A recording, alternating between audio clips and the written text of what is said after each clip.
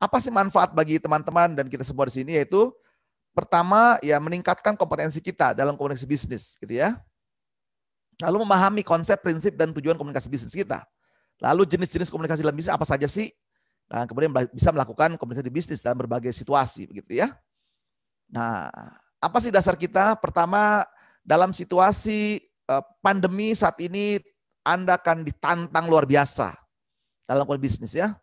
Pandemi membuat orang terbagi-bagi. Ada yang bekerja dari rumah, work from home, ada yang bekerja di office. Nah, ini tantangan bagi siapapun di sini gitu ya, baik yang komunikasi di internal company-nya maupun di eksternalnya kan begitu ya. Apalagi teman-teman yang di bidang marketing, bidang sales gitu ya. Wah, sulit sekali sekarang untuk ketemu. Biasanya yang sukanya komunikasi menggunakan bergaya komunikasi direct gitu ya, face to face, kan kesulitan. Nah, disinilah perlu kita mempelajari apa sih bentuk-bentuk metodologi yang lain selain komunikasi yang selama ini berlaku. Apalagi pandemi berdampak kepada resesi gitu ya. Nah, di sini tuntut banget nih. Karena komunikasi bisnis itu harus benar-benar efektif. Nah, nanti kita lihat apa sih efektif parameternya gitu ya. Apa tujuannya? Lalu di era persaingan yang ketat ini. Jadi seberapa kita hebat yaitu membuat company kita bertahan seperti saat ini. Jadi kalau perusahaan Bapak-bapak Ibu sekalian di sini bisa bertahan sampai detik ini, berarti itu suatu kerjasama yang bagus, baik secara korporasinya, secara timnya, dan juga kemampuan komunikasi bagus, keren gitu ya, bisa lewat masanya. Karena ada banyak sekali company yang terpaksa di tahun 2020 kemarin, tsunami pertama sudah tergulung, sudah gulung tikar gitu ya. Nah, dia sulit untuk berkomunikasi bisnisnya gitu ya. Nggak bisa lagi jualan, nggak bisa lagi berkomunikasi. Nah, akibatnya mereka akhirnya memutuskan diri untuk stop dulu deh gitu ya. Dan saya cukup sedih sih melihat industri warteg ya, warung Tegal. Dari 20.000 jumlahnya, setengahnya gulung tikar ya. Sedih juga saya ngeliatnya itu ya. Karena itu sebenarnya fundamental ya, di Indonesia itu warteg itu penggerak bisnis yang keren juga gitu ya. Yang menggerakkan semua kalangan menengah bawah gitu ya, kalangan bawah gitu ya. Nah, jadi ini komunikasi bisnis harus jalan terus. Gimana komunikasi bisnis supaya ujungnya apa? Supaya kita bisa berhasil. Nah, berarti dalam situasi seperti ini bagaimana kita secara organisasi bisa beradaptasi ya dengan situasi baru nanti dalam konteks bisnis, dalam konteks komunikasi. Karena nanti apapun yang kita lakukan 90% adalah komunikasi gitu ya. Setelah kita punya produk atau punya jasa ataupun juga bisnis. Nah, disinilah perlu punya ya SDM yang berkualitas. Nah, apalagi kualitas ini ada generasinya ada 3 sekarang ya, generasi X, yaitu saya seperti gini yang kelahiran tahun 60-an sampai tahun 80-an. Ada generasi milenial yang lahir 80 ke atas sampai tahun 2000-an gitu ya. Nah, 80 sampai 2000. Lalu generasi Z-nya ini yang 2000 ke atas ya. Nah, nanti ini seninya pun udah berbeda-beda dalam konteks bisnis. Nah, ini yang catatan saya sekalian ya. Karena saya sudah menulis buku tentang bagaimana berkomunikasi dengan milenial, ini yang menjadi menarik ya. Situasi pandemi ini bagi kaum milenial biasa-biasa aja tuh gitu ya. Karena mereka sudah biasa berkomunikasi secara menggunakan apa? Teknologi. Nah, yang repot nih bagi generasi saya nih, generasi X gitu ya, yang biasa harus ketemu face to face, ngobrol di kafe, di resto gitu ya, ketemu yuk enak yuk. Oh, sekarang udah susah gitu ya. Makanya sekarang kalau kita lihat menggerak industri kita adalah kaum milenial gitu ya. Dia tetap eksis ya dengan metode komunikasinya jualan, dan Anda kan sekarang kita lihat mau beli makanan nggak pusing-pusing lagi ya. Tinggal komunikasi menggunakan marketplace, datang ke GoFood, Tokopedia, Bukalapak dan sebagainya. Bisnis jalan. Nah, ini tantangan. Kalau generasi Z udahlah, ini udah luar biasa ya. Gitu ya. Nah, ini tantangan. Jadi inilah ditantang kita seberapa hebat company-nya di dalam kondisi bisnis akan terbukti adapt or die. Tapi bersyukur kita bisa melewati 2020. Nah, apa isu 2021 kan gitu ya. Nah, ini tantangan buat kita juga ya. Karena kemarin saya melihat dari Menteri Keuangan sudah memaparkan dan juga para ekonom, Indonesia bisa melewati nanti di kuartal kedua ya. Kuartal kedua sudah bisa positif. Wow, itu bersyukur banget. Kita doakan supaya Indonesia ini bisa bangkit kembali, bisa melewati masa-masa ini gitu dengan baik ya. Dengan semangat, sudah ada vaksin, ya sudah ada pergerakan positif ekonomi. Kita lihat ya, Bank Dunia berkomunikasi. Nanti kita lihat ini komunikasi bisnis ya. Bank Dunia melihat Indonesia akan tumbuh 4,0% GDP-nya, tumbuh. Ini positif. Lalu Menteri Keuangan Indonesia optimis akan tumbuh 5,5%. Berarti beda lah ya, tapi intinya positif. Lalu indeks konsumen ya, yang diteliti kemarin di awal Januari, itu sudah dapat data positif Indonesia. Gitu ya. Nah, walaupun di awal kemarin sudah ada pembatasan lagi, tapi trennya tetap positif gitu ya. Nah, kita bisa lihat juga di saham, bergerakannya fluktuasi bagus gitu ya. Nah, apalagi Indonesia kemarin Jokowi bilang Indonesia akan menjadi sentralnya untuk baterai. Oh, kenapa? Kita termasuk penghasil nikel 5 terbesar di dunia. Di daerah, ya itu pasti tahu tuh Antam tuh ya, nikel gitu kan ya, itu keren banget. Wow, itu Indonesia akan keren gitu ke depannya. Makanya kenapa Eropa, Amerika terus mengganggu Indonesia? Karena mereka mau mengambil sumber daya energi kita gitu ya, maka kita harus kompak di sini. Karena siapapun bisa dipakai untuk mengganggu Indonesia gitu ya, baik pendekatan agama apapun juga gitu ya. Maka kita bersatu Indonesia supaya kita bisa bertasi, terus berkomunikasi secara bisnis yang baik ya. Nah, juga karena komunikasi bisnis itu sederhana, yaitu dalam rangka mencapai target. Nanti komunikasinya ada komunikasi manajemen. Nah, ini kan bicara bahasa strategi gitu ya. Komunikasi visi misi jelaskan nanti sampai ke bawahan Anda, ke tim Anda gitu ya. Komunikasi secara manajerialnya bagaimana aja ya. Karena begitu bicara komunikasi bisnis ada ukurannya, yaitu target. Nanti komunikasinya baik pendekatan pekerjaan, baik pendekatan people-nya gitu ya. Nah, disinilah pentingnya mengkomunikasikan. Target tertulis kalau tidak bisa dikomunikasikan juga nggak ada gunanya. Punya strategi bagus tidak bisa dikomunikasikan juga kacau gitu ya. Punya yang bagus juga nggak bisa. Nah, ini komunikasi menjadi penting. Nah, nanti di dalam komunikasinya tetap komunikasi kepada siapa sih? Kepada manusia. Nah, disinilah pentingnya, makanya komunikasi. Bentuknya seperti apa nanti? Kalau kita di internal company bisa bentuk coaching dan seterusnya gitu ya. Oleh karena itu di sini profesional dituntut untuk terus mengembangkan dirinya.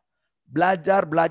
Makanya kalau nanti Bapak Ibu tertarik bisa membaca yang namanya jurnal dari Harvard University, bagaimana para profesional tetap bisa eksis. Bagaimana company harus tetap eksis. Kata kunci pertama adalah belajar. Belajar dari hal baru. Jangan terjebak dengan gelar-gelar di masa lalu, literatur di masa lalu. Pelajarilah situasi kekinian saat ini. Gitu ya. Supaya apa sih? Anda punya paradigma baru. Punya mindset baru. Cara berpikir baru. Punya motivasi yang baru. Nah, ujungnya apa? Ujungnya adalah melakukan research. Jadi komunikasi melakukan riset. Jadi komunikasi dengan siapa sih? Komunikasi itu nanti dalam bisnis ada 3 ya. Komunikasi dengan customer kita. Dengan eksternal. Customer kita. Kita harus bisa menangkap voice of customer, suara pelanggan kita. Nah, berarti kita harus berkomunikasi dengan mereka. Melalui berbagai research. Lalu juga kita berkomunikasi dengan kompetitor. Wah, karena kompetitor ini kan harus juga berkomunikasi ya. Entah direct atau indirect gitu ya. Ini lihat nih. Komunikasi ini menurut Profesor Ohmay gitu ya. Lalu kemudian komunikasi di internal kita di corporation. Nah, ini jelas ya menurut buku strategi yang dikembangkan oleh Ohmay, yaitu profesor Jepang, dia hanya menggunakan 3C model. Nah, ini teman-teman ini menarik sekarang ya. Jadi menurut jurnal Harvard University, bagaimana Anda bisa melewati masa resesi seperti ini adalah belajar hal baru, punya paradigma baru, cara-cara baru. Untuk apa? Bisa melihat customer, bisa melihat kompetitor, bisa melihat company Anda secara baru. Dan akhirnya muncul ide-ide kreatif baru. Nah, ini dibutuhkan kemampuan komunikasi yang efektif dalam organisasi Anda, gitu ya. Komunikasi apa nanti? Komunikasi strategi, komunikasi activity manajemennya, komunikasi semua bersama manusianya. Maka kita harus tahu nanti dengan siapa manusia kita berbicara. Lihat personal type kita gitu ya. Makanya tahu nanti saya minta mengerjakan DC testnya, dikerjakan kalau bisa sebelum makan siang sudah terkumpul semua kita bahas gitu ya. Lihat kepribadian, karakternya, mindsetnya, lalu ada IQ-nya, PQ-nya, EQ dan seterusnya kita belajar ya. Nah, teman-teman sekalian. Oke. Nah, apa parameter kita?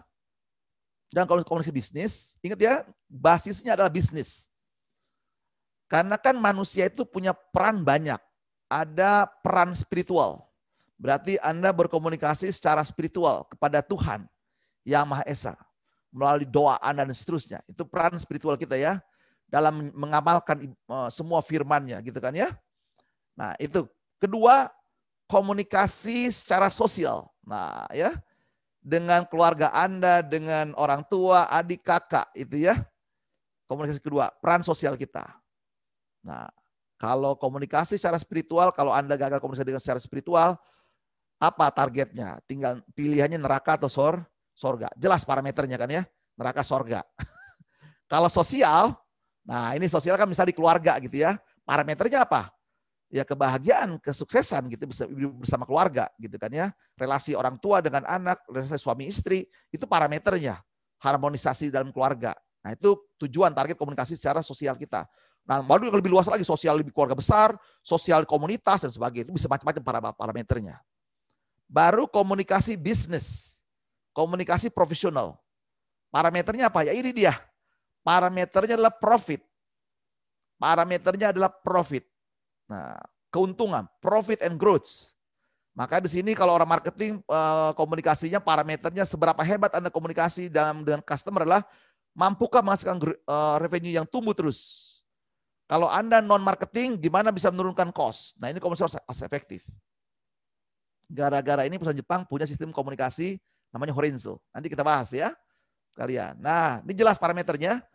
Jadi peran spiritual, jelas targetnya surga neraka. Peran sosial, kebahagiaan keluarga, kebahagiaan semuanya. Peran ketiga, peran profesional. Nah baru perannya yaitu peran personal, pribadi Anda. Anda bisa bahagia, bisa tercapai cita-citanya, tergantung komunikasi Anda dengan diri Anda sendiri. Itu namanya internal communication, intrapersonal skill ya. Ngomong dengan diri sendiri. Nah itu penting banget tuh teman sekalian ya. Parameternya apa? Sukses atau gagal Anda. Nah, jelas komunikasi ya. Nah sekarang kita fokus hanya ke bisnis. Walaupun nanti ada akan bersentuhan ya, beririsan. Dengan ya ini beririsan ke bahasa statistik ya, pakai diagram Venn gitu kan ya. Beririsan dengan diri kita, dengan sosial dan sebagainya. Nah, pertama komunikasi bisnis parameternya di sini yaitu secara korporasi seberapa hebat company Anda berkomunikasi adalah tercapainya profit bisnis. Ini paling ujung ya. Baru yang kedua, bagaimana supaya bisa mencapai ini? Maka perusahaan mencoba membuat parameternya, yaitu parameter secara departemen, secara divisi. Makanya dibuat KPI. KPI departemen, KPI divisi, gitu ya. Dibuat. Nah ujungnya di sini semua ya. Baru unit, baru KPI individu. Jadi parameter kita di bisnis, kemampuan kita, efektivitas komunikasi bisnis adalah tercapainya target KPI kita. Itu level dasar, mutlak. Dan tidak ada kompromi dalam konteks profesional. Lalu hal kedua, ternyata tidak cukup. Dalam situasi pandemi ini, situasi seperti ini nggak cukup. Kenapa? Karena Anda harus bisa berkomunikasi dengan situasi fakta-fakta yang ada. Dengan apa? Dengan situasi pandemi seperti ini pasti ya, sekalian ya, pasti di sana ada masalah. Pasti ada masalah. Kalau sampai ditanya, bro and sis gimana kerjaan di kantor, gimana di tempat Anda, bagaimana anak buahku, sekarang apa yang terjadi, bagaimana aman semuanya. Kalau dibilang aman, maka dialah sumber masalahnya orang tersebut. Karena situasi pandemi seperti ini tidak ada masalah, pasti banyak masalah. Makanya kewajiban melihat masalah. Kedua, melihat potensi masalah. Nah ini komunikasi yang keren ya, melihat masalah, potensi masalah. Karena waktu Anda mencapai target, pasti ada masalah. Nah ini ya parameternya. Yang kedua, melihat potensi masalah. Ini indikator-indikator ya, komunikasi bisnis. Yang ketiga, melihat peluang-peluang bisnis. 3 parameter kita. Ketika Anda bisa melihat ini, berarti Anda komunikasi secara intrapersonal Anda, melihat pekerjaan Anda bisa menemukan masalah. Menemukan potensi, melihat peluang-peluang. Nah itu nanti beririsan ya. berarti peran profesional dan peran personal Anda beririsan di situ. Nah, itu digunakan nanti komunikasi intrapersonal, bagaimana melakukan refleksi diri Anda gitu ya, melihat. Nah, ketika Anda bisa menemukan itu, maka tahap berikutnya adalah bagaimana menyumbangkan ide-ide kreatif Anda.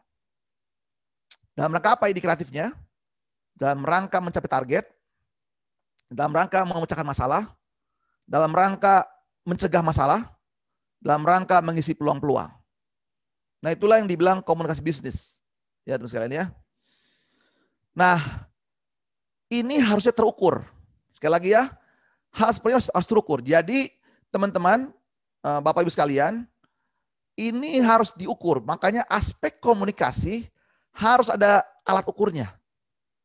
Alat ukurnya.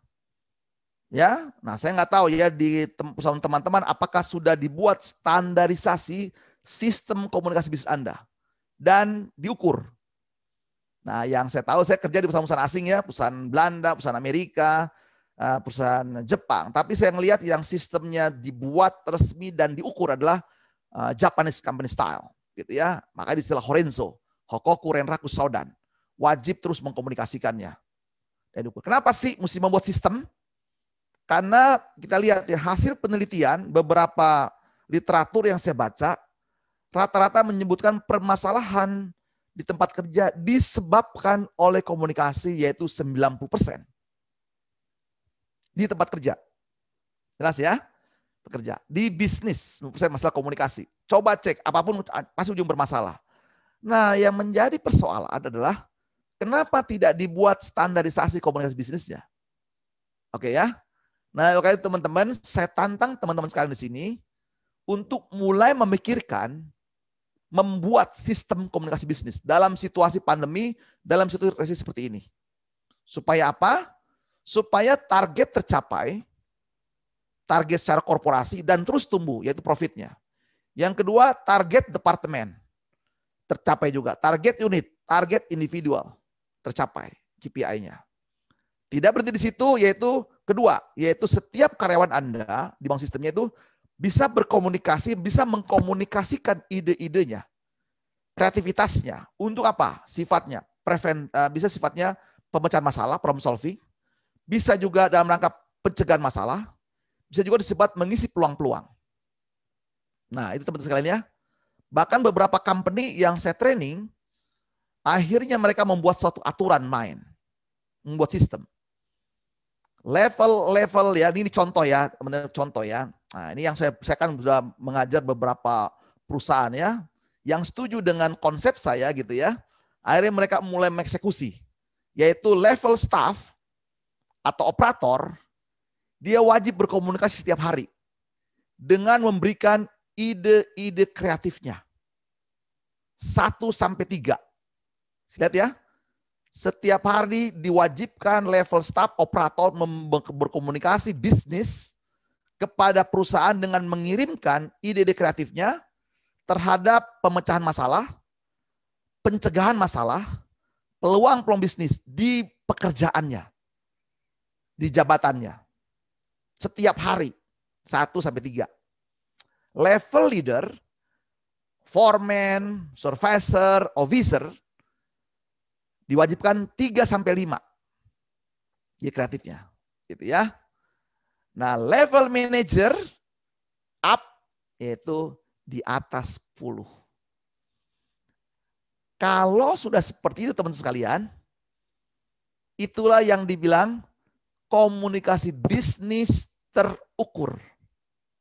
Kenapa terukur? Karena kita berbisnis harus diukur. Ukurannya jelas gitu ya.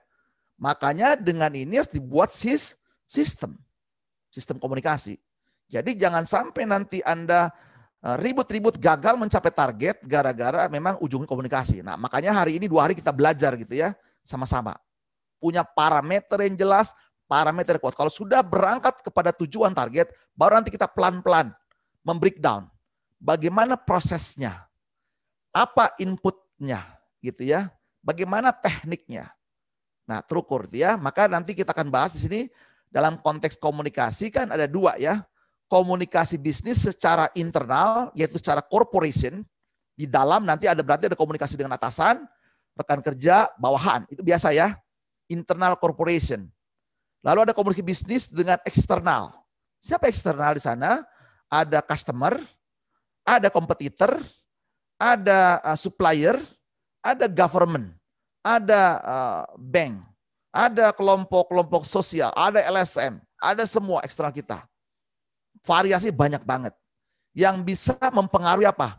Yang bisa mempengaruhi profit kita. Di situ. Makanya bagaimana komunikasi dengan LSM? Bagaimana komunikasi dengan government? Gimana komunikasi dengan komunitas dan seterusnya? Gimana dengan asosiasi? Gimana dengan banking? Banyak. Bagaimana dengan supplier? Gimana dengan customer? Wah, banyak banget sekali ya. Nah, itu bentuk-bentuk output kita dalam komunikasi bisnis. Yang jelas, setiap ada permasalahan, pasti Bapak Ibu boleh cek. Hampir memunculkan tentang komunikasi. Nah, kita masuk lagi di dalam lagi ya. Nah, komunikasi bisnis sendiri ya secara sederhana pengertian komunikasi, pertukaran pikiran, perasaan, perilaku di antara pengirim dan penerima informasi dan musabah penyampai tujuan. Nah, tadi ya tinggal tambahin aja tujuan bisnis, tujuan apa kan gitu ya, sesuai dengan peran yang sudah kita mainkan atau kita sedang melakukan apa. Nah, intinya seperti ini ya, pertukaran pikiran, perasaan dan perilaku gitu ya. Jangan sampai nanti jadi berantem gara-gara beda emosi gitu ya. Gara-gara menampilkan atau sikap tubuh kita dan seterusnya. Sering itu Pak. Sering Pak ya. Tapi seninya di situ Pak. Ini ya, jadi sering konflik gitu Pak ya. Oke, yang penting tujuannya tercapai nggak gitu. Tadi kan ada, ya nih dengan atasan gitu kan ya. Wah ini nggak setuju. Nah kalaupun nggak setuju gimana dong? Supaya jangan, kan kita kalau tadi saya katakan waktu Anda menyampaikan informasi ada 3 hal penting pesan itu. Ada gosip, ada opini, ada data gitu ya. Nah kalau sudah pakai speak with data, kalaupun kita nanti berbeda, yaitu ajukan datanya gitu ya. Nah ini ya pengertian dasar ya. Nah tujuannya nanti ada banyak ya komunikasi kita dalam rangka merubah perilaku, mendapatkan informasi, atau meyakinkan, mendorong, dan atau mendapat pengertian. Itu nanti bisa banyak ya kita gali ya, dalam bisnis kita. Nah ini beberapa teori-teori ya. Sebuah tindakan di mana terjadi pertukaran pendapat, informasi. Wah, ini juga tentang bisnis juga ya. Menurut Kas, komunikasi bisnis merupakan suatu pertukaran ide, pesan, konsep berkaitan dengan pencapaian serangkaian tujuan komersial perdagangan. Ini menurut Rosenblatt, komunikasi bisnis merupakan proses pertukaran ide atau opini, informasi, perintah, dan sejenisnya yang diutarakan baik secara personal ataupun tidak melalui tanda-tanda simbol-simbol tertentu demi mencapai tujuan perusahaan tertentu. Wah ini. Menurut Phil Kotler nih, pakar bisnis, komunikasi bisnis merupakan kegiatan manusia yang diarahkan untuk memuaskan. Nah, tadi ada bahasa memahami kebutuhan, keinginan, harapan melalui proses pertukaran. Wah, ini acuan kita ya, bisa dipakai ya. Tadi pun Anda punya ide kan, komunikasi bisnis ya. Ya boleh diperbandingkan nanti di sini, lalu Anda pilih mana yang idealnya. Nah, dari tujuan bisnis sudah jelas ya, berkaitan dengan pemenuhan kebutuhan, keinginan, harapan perusahaan bisnisnya kan gitu ya. Nah, bisa juga memberikan informasi, tadi membujuk, mempengaruhi, membangun kerjasama, integrasi dan seterusnya. Kasih ya, ini bisnis kita. Lalu fungsinya, nah ini sekalian ya. Fungsi bisnis, komunikasi bisnis adalah fungsi informatif. Nah, jadi Anda memahami, oh ini saya lagi memberikan informasi nih dalam konteks sebagai sales atau marketing, atau konteksnya saya dengan atasan. Saya mau menjelaskan sedetail mungkin, sejelas mungkin supaya informasi ini bisa efektif. Itu ya. Yang kedua, fungsi regulatif. Wah, ini aturan main, kita mau coba sampaikan sosialisasi dan seterusnya. Sistem regulasi yang semuanya gitu ya. Nah, ini bisa dipakai ya. Baru kita naik lagi, kita mau lebih dalam. Saya mau mempersuasi, membujuk supaya dia mau ikut saya. Wow, ini udah mulai kuat nih kan ya. Ini jangka pendek nih, persuasif. Ya itu dilakukan oleh, kalau teman-teman pasti sering dong ya kena apa namanya, persuasi oleh SPG. Masuk mall, langsung ada yang mendatangi Anda, langsung Pak ini ada kue enak, silakan dicoba dulu. Oh, itu sudah teknik persuasi, membujuk dengan cepat gitu ya. Lalu begitu Anda tes, Anda sudah kena. Wah, berjago banget gitu ya. Nah kalau Anda menolak kan bisa ya. Nah dari persuasi baru dia masuk ke influencing, mempengaruhi. Supaya dia apa? Beli gitu kan ya. Bapak udah coba, Ibu udah coba, Ayo beli dong, ya mempengaruhi kan ya. Nah itu keren-keren ya. Lalu fungsi integratif. Nah ini sudah menggabungkan ya database-nya. Oh tuh Pak, kita sudah lengkap kok Pak ya, mau online, offline, sudah ada komunikasi bisnis saya. Mana sudah ada belum di YouTube, sudah ada belum di Instagram. Mana produk Anda, jasa Anda gitu ya. Nah ini kan sudah integratif banget ya, sudah gabungan ya, terintegrasi. Nah ini fungsi-fungsi kita ya, bisnis. Nanti jadi Anda waktu Anda berkomunikasi, lihat dulu nih, apa fungsi sedang mainkan sekarang. Nanti apa konteksnya. Konteks internal atau eksternal gitu ya.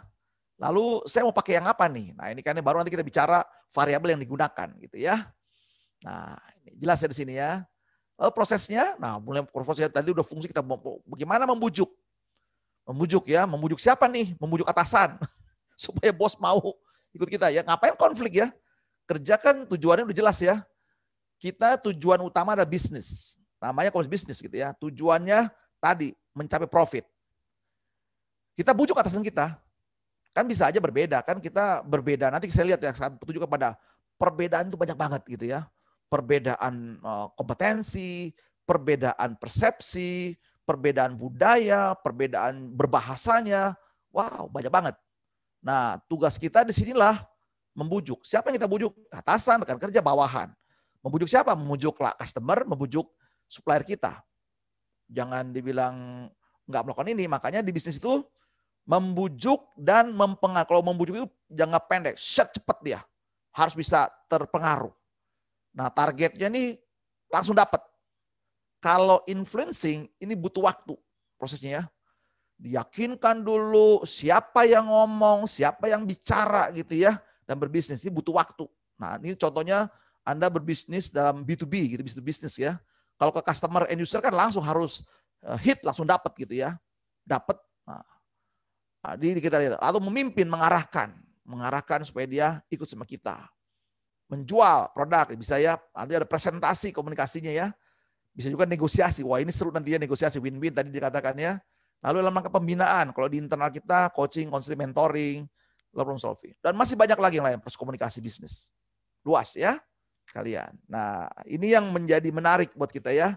Semuanya tadi sepakat, ada ukurannya. Apa target KPI-nya? Kalau udah bisa bicara bisnis, nggak boleh samar-samar. Harus jelas apa tujuan saya komunikasi di sini. Ya. Nah bentuknya tadi ya ada komunikasi bisnis, ada internal, ada eksternal tadi ya. Nah, perusahaan tadi dengan atasan, dengan rekan kerja, dengan bawahan. Kalau dengan eksternal, dengan customer, vendor, pemerintahan, banking, wah banyak nih. Dengan sekolah tadi, dengan siapa saja. Pokoknya di luar perusahaan. Bentuk-bentuknya. Nah nanti dari segi strukturnya, ada bentuk vertikal, hubungan atasan bawahan tadi ya. Horizontal antar karyawan, antar bagian, departemen. Nah ini kan seterusnya metode-metodenya ya. Nah ini di sini ya. Nah lalu teknik penyampaian, jenis penyampaian komunikasinya ada verbal, ya pesan dengan kata-kata di sini. Nah ini secara lisan atau dialogis, ya bisa ya. Diskusi, rapat, konferensi, presentasi, negosiasi. Nah ini sifatnya verbal ya. Verbal secara lisan. Verbal, lisan. Nah lihat ya. Diskusi, rapat, konferensi, presentasi, negosiasi. Nah ini dilakukan nih teman-teman sekalian. Jadi ini nanti mesti melengkapi ya. Waduh waktu nanti berbicara komunikasi, presentasi, waduh Pak kok gemeter ya, nggak pede ya gitu ya. Negosiasi bagaimana Anda bisa yakin, gitu, meyakinkan orang lain dan seterusnya. Kalau tertulis, membuat laporan, membuat memo, surat-surat bisnis, surat-surat edaran, dan proposal bisnis, email, SMS, WA. Nah ini tertulis ya. Yang sudah kita lakukan baik secara ya digital maupun secara tertulis. Nah ini yang bisa kita, jadi banyak banget ya. Jadi teman-teman makanya komunikasi ini nggak pernah selesai sampai nanti ada pensiun terus belajar gitu ya. Nah ini teknik verbal, sekarang teknik non verbal, penyampaian pesan tanpa kata-kata ya. Juga memperkuat komunikasi verbal ya. Di sini meliputi ekspresi wajah. Gara-gara ekspresi wajah Anda bisa membeli dan juga bisa menolak. Contoh ya, makanya kenapa SPG-nya harus cantik gitu ya. Anaknya bisa mengekspresikan kesenangan, targetnya para pria gitu, misalnya gitu ya. Jadi waduh, dia nggak ngeliat produknya karena si SPG cantik bisa terpengaruh dengan bahasa verbalnya dia, non verbalnya dia. Kontak mata. Jago itu yang jual, Pak. Iya ya, harus punya nih kemampuan di sini. Nah ini penting banget ya, kontak matanya, kontak batin lagi Pak. sudah disugesti gitu ya. Wah, postur tubuhnya dia, makanya kan ada standarisasi ya, komunikasi. Makanya kan ada aturan main. Komunikasi juga di internal company juga harus jelas ya. Standar. Makanya kenapa di company kayak banking gitu ya, para frontline-nya distandarisasi supaya non-verbalnya itu bisa mengkomunikasikan corporate value-nya, mengkomunikasikan image-nya. Makanya bahasa non-verbal ini dari mulai rambutnya kalau banking gitu ya, dicepol, lalu riasannya gitu ya, supaya dia bisa mengekspresikan bisnisnya. Jangan sampai mukanya berantakan gitu kan ya. Kontak matanya, cara duduknya juga kan ya. Nggak boleh sembarangan, apalagi dia seorang frontliners gitu ya. Waktu ada ketemu, gerak tubuhnya, bahasa isyaratnya gitu ya. Nah, bisa kita lihat di sini. Sehingga bisa mempengaruhi dalam konteks bisnis kita. Banyak ya. Nah, jadi tadi ujung-ujungnya apa? Terpengaruh nggak? Terbujuk nggak cepet gitu ya. Nah, ini ternyata faktornya banyak banget. Jadi variabel komunikasi itu luas sekali. Nah, jadi kita harus cek kalau ada masalah di mana letak-letaknya tadi ya. Oke. Nah, cara penyampaian bisnis bisa one by one, satu persatu, langsung. Ada presentasi beramai-ramai atau negosiasi atau dalam pelatihan atau dalam tim. Ini cara penyampaian bisa luas ya. Bisa sekarang online, bisa offline. Jadi apalagi situasi pandemi seperti gitu sekalian ya. Online, kebanyakan online. Training kita jadi online gitu ya. Nah, bagaimana cara menyampaikannya jelas ya. Nah, ini bisnis harus jalan terus kan. Nggak boleh gara-gara masalah pandemi bisnis berhenti. Makanya kita harus kreatif. Nah, ini tantangan-tantangan dalam komunikasi bisnis itu banyak banget ya. Misalnya aspek kompetensi. Ini dia sudah jadi gap nih. Pertama, komunikasi tadi atasan dengan bawahan. Kok saya ngomong A, yang dijalankan malah B. Ternyata dia tidak mengerti, tidak tahu caranya, gitu ya. Kenapa? Ternyata kompetensi dia, ya aspek apa di sini? Pengetahuannya, keterampilannya, attitude-nya sudah tahu sih dia, tapi nggak dilakukan. Nah, ada masalah di sini, masalah sikap, gitu ya. Dia melawan, memberontak dengan pimpinan tanpa ada komunikasi penjelasan. Yang penting gue lawan dulu aja deh, gitu ya. Nah, ini menyangkut kompetensi ya, knowledge, skill, attitude, gitu ya.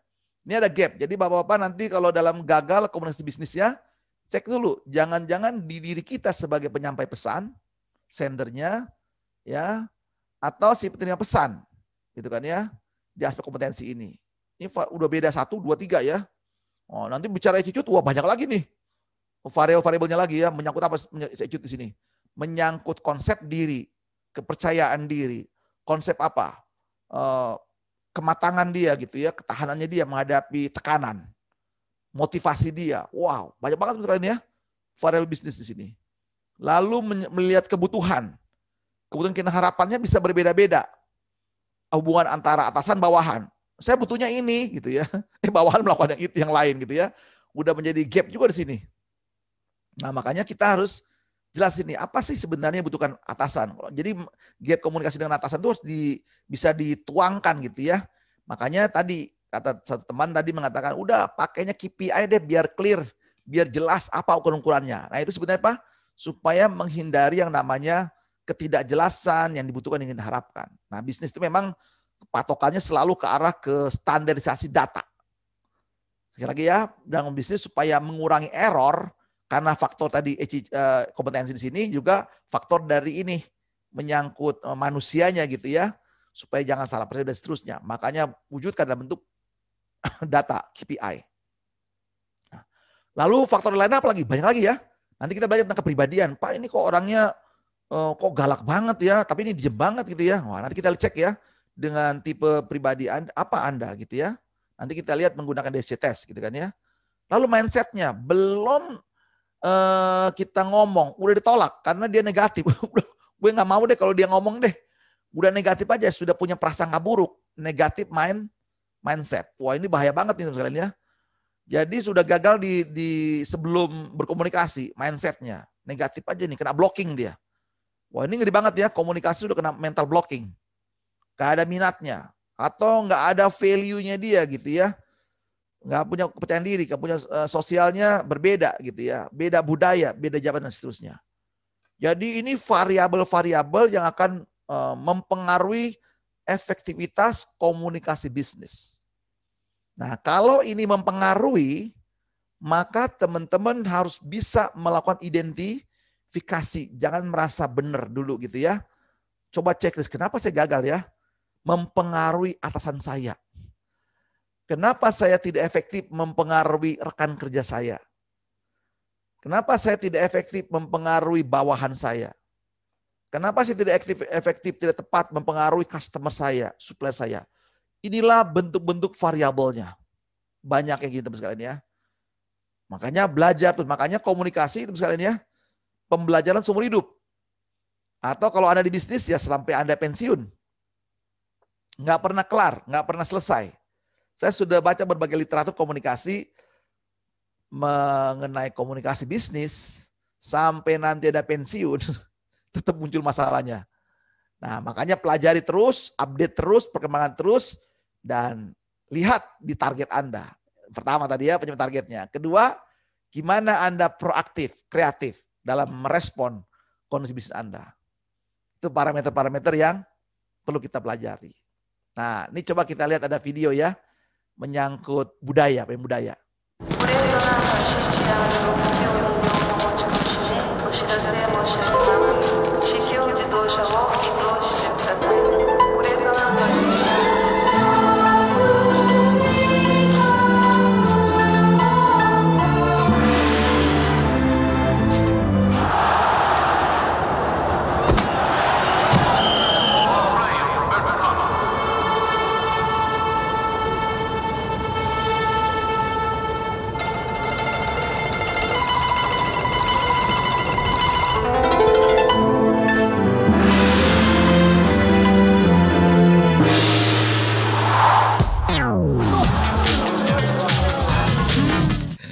Ya, sekalian kita lihat ya. Tadi kan ada aspek bahasa tubuh. Cerdas. Nah, kalau kita mau bisnis juga hati-hati. Pelajari budayanya, aspeknya banyak ya. Oh, bahasa tubuhnya seperti ini toh. Bisa nggak saya pakai bahasa tubuhnya dia? Budaya bahasa tubuhnya dia saya akan gunakan untuk mencapai tujuan. Nah, itu dia. Makanya teman-teman berarti di sini sikap kita dalam konsep bisnis harus terbuka. Open mind, punya pikiran terbuka gitu ya untuk semua variabel ini. Kenapa? Karena harus bisa mencapai tujuan bisnis kita. Jangan terlebih dahulu kena blocking.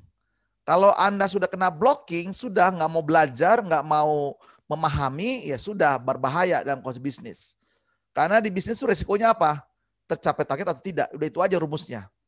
Dalam situasi bisnis. Makanya di company itu kudu harus wajib membangun sistem komunikasi bisnis. Dan ini harus diedukasi dengan jelas dan terstruktur. Dibuat sistemnya. Nah, kebanyakan company itu sudah tahu kompleksitas komunikasi bisnis, tidak buat aturan. Udah dah belajar masing-masing aja. Ini kan sudah kita pelajari sejak kita masa kecil kita. Nggak bisa teman sekalian ya. Karena bisnis itu resikonya sangat tinggi, bisa komplain, bisa Anda kena ada urusan dengan hukum. Tadi ya, banyak faktor ya sekalian. Jadi setelah training ini diharapkan Anda nanti para peserta di sini bisa merumuskan, bisa mengusulkan kepada perusahaan apa yang mesti dibuat sistem komunikasi yang dibangun. Itu PR-nya, jelas targetnya ya. Clear ya? Makanya teman-teman mari kita terus berdialog. Kita coba bedah, buka nih ya. Semuanya ya. Oke. Baik, kita lihat lagi. Berarti untuk mencapai komunikasi itu perlu dong kompetensi pendukung. Nah, selain komunikasi juga, apalagi dibutuhkan di sini? Ya, komunikasi itu harus ya mengerti komunikasi dasar, ngerti dia, ngerti istilah pengirim, penerima, ngerti pesan, ngerti dari mana sih 3V itu harus wajib dikuasai ya. Lalu juga kompetens di objeknya yang mau dikomunikasikan. Subjeknya juga kita tahu ya, menguasai di sini. Penguasaan tujuan, parameter sukses dari komunikasi. Ngerti dong ya nanti supaya nggak sembarangan dikomunikasi gitu ya. Dia menguasai. Lalu kompeten dalam mengenali diri dan lawan komunikasi. Jadi mengenali kepribadiannya. Tipe kepribadiannya, kebutuhan, keinginan, harapan, dari minat dari lawan kita gitu ya. Supaya kita bisa apa? Membujuk dan mempengaruhi supaya tujuan kita tercapai. Nah, lalu mengenai lingkungannya, gimana situasi waktunya, tepat nggak nih sekalian ya, menyangkut lingkungan. Anda pesannya betul, nggak salah, cuman bos lagi emosinya lagi nggak stabil, begitu Anda datang malah dimarah-marahin. Jadi pesannya bagus, tapi lawan bicara Anda situasinya lagi tidak bagus, lagi nggak baik. Nah, makanya teman-teman mesti mempelajari kalau komunikasi bisnis dengan pimpinan. Kira-kira gimana moodnya bos nih, gitu ya. Atau juga bisa terjadi pesannya bagus, tapi cara Anda menyampaikan yang tidak bagus, tidak sesuai standarnya dia, gitu ya. Sehingga Anda tidak mudah, tidak bisa mempengaruhi dan membujuk.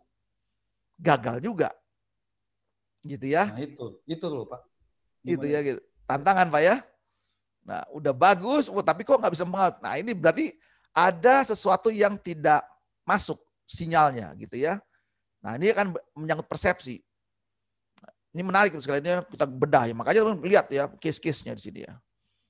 Nah, berikutnya kemampuan mengelola pikiran, mindset kita. Tadi saya katakannya kalau sudah bicara komunikasi bisnis, Anda harus open mind, terbuka pikiran kita. Nggak boleh kena blocking, nggak punya prasangka buruk terlebih dahulu. Kalau nggak bahaya banget misalnya ya. Sudah pasti gagal ya kalau kita negative thinking, sudah berat banget komunikasi bisnis kita. Namanya mindset communication-nya. Lalu berikutnya bagaimana kita melalui diri supaya kita pede, confidence, dan juga tegas dalam komunikasi kita dalam bisnis. Harus juga kan nih dipelajari. Lalu gimana skill kita di dalam membangun relasi dan trust. Membangun hubungan dengan atasan, rekan kerja bawahan, dengan customer, dengan supplier. Nah, ini penting banget ternyata ya, supaya apa? Ingat, tujuan bisnis adalah tercapai tujuan bisnis. Udah, kan gitu ya. Jadi punya skill, punya kemampuan building relation, building trust. Lalu juga kemampuan memberikan feedback, merespon, membaca gitu ya. Nah, baru kemudian membujuk, mempengaruhi dan juga melakukan pesan dan banyak lagi yang lain-lain yang masih dibutuhkan. Oke ya. Tadi udah banyak memahami budaya, memahami kan banyak banget itu kalian ya. Jadi variabelnya banyak banget. Jadi tidak heran hasil penelitiannya problem terbesar dalam bisnis adalah komunikasinya gitu ya. Nah, oke ya. Jadi bisa ditambahkan lagi, nanti masih luas ya terus kalian ya. Masih luas, bisa diperluas lagi gitu ya. Nah, jadi nanti Anda pikirkan ini, pertimbangkan supaya nanti Anda bisa mengusulkan kepada perusahaan, mau tidak mau di awal tahun ini di Januari 2021 sudah waktunya perusahaan merumuskan suatu standar sistem komunikasi. Kenapa? Karena ada fakta-faktanya yaitu problem. Ada masalah, ada faktor penyebabnya. Yang tadi variabel, Pak, menyangkut kompetensi, menyangkut kepribadian, dan seterusnya. Makanya perlu distandarisasi, gitu ya. Nah, itu sekalian ya. Nah, berarti kompetensi harus profesional. Tadi ya membangun pengetahuan, keterampilan. Nah, ini perlu dicek juga kan ya, waktu Anda komunikasi dengan siapapun juga, harus punya kelengkapan pengetahuan. Nah, kalau tidak, ya sudah Anda nggak berkembang. Apalagi di zaman sekarang, terus sekalian ya. Teman-teman memang kan kalau di company training, Anda sekarang boleh dihitung ya, bisa berapa jam setahun training. Nah kalau nunggu-nunggu di perusahaan, kira-kira Anda bisa berkembang nggak gitu ya? Sulit.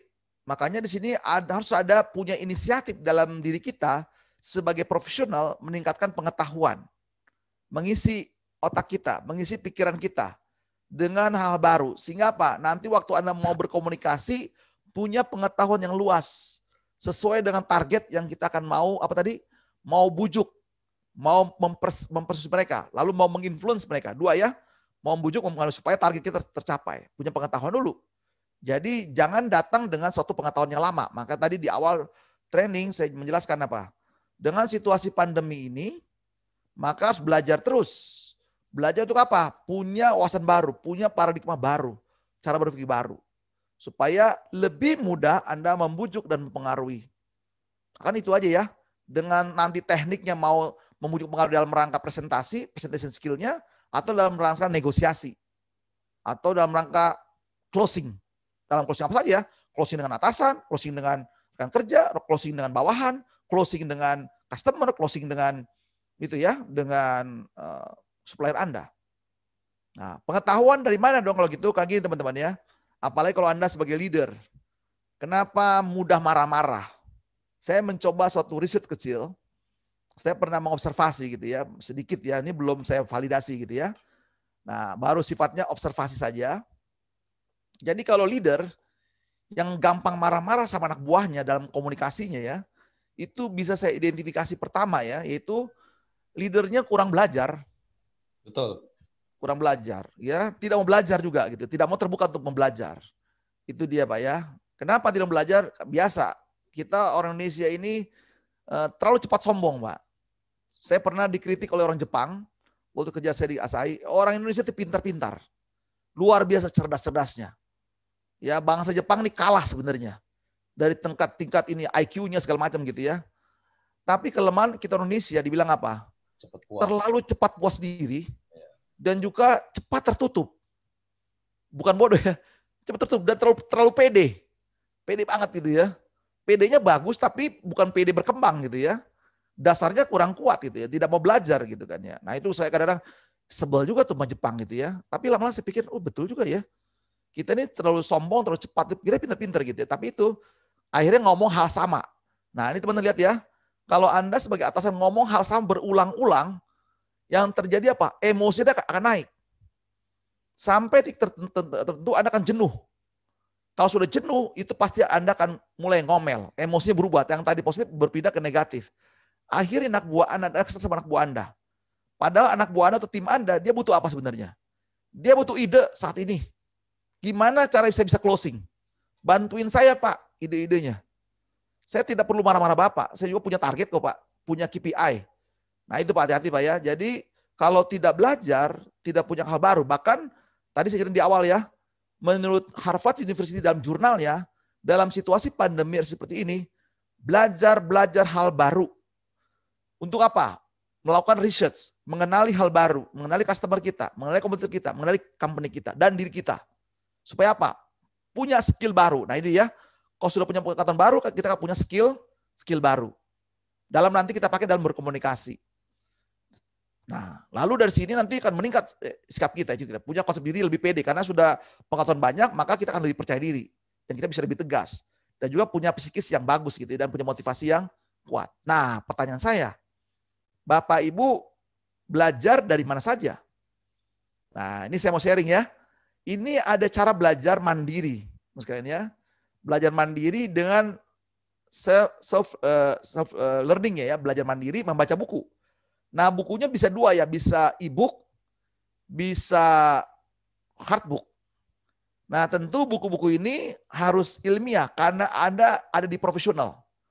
Kalau buku-buku pop, boleh-boleh aja ya, pop ya. Pop itu kan yang sifatnya buat hiburan.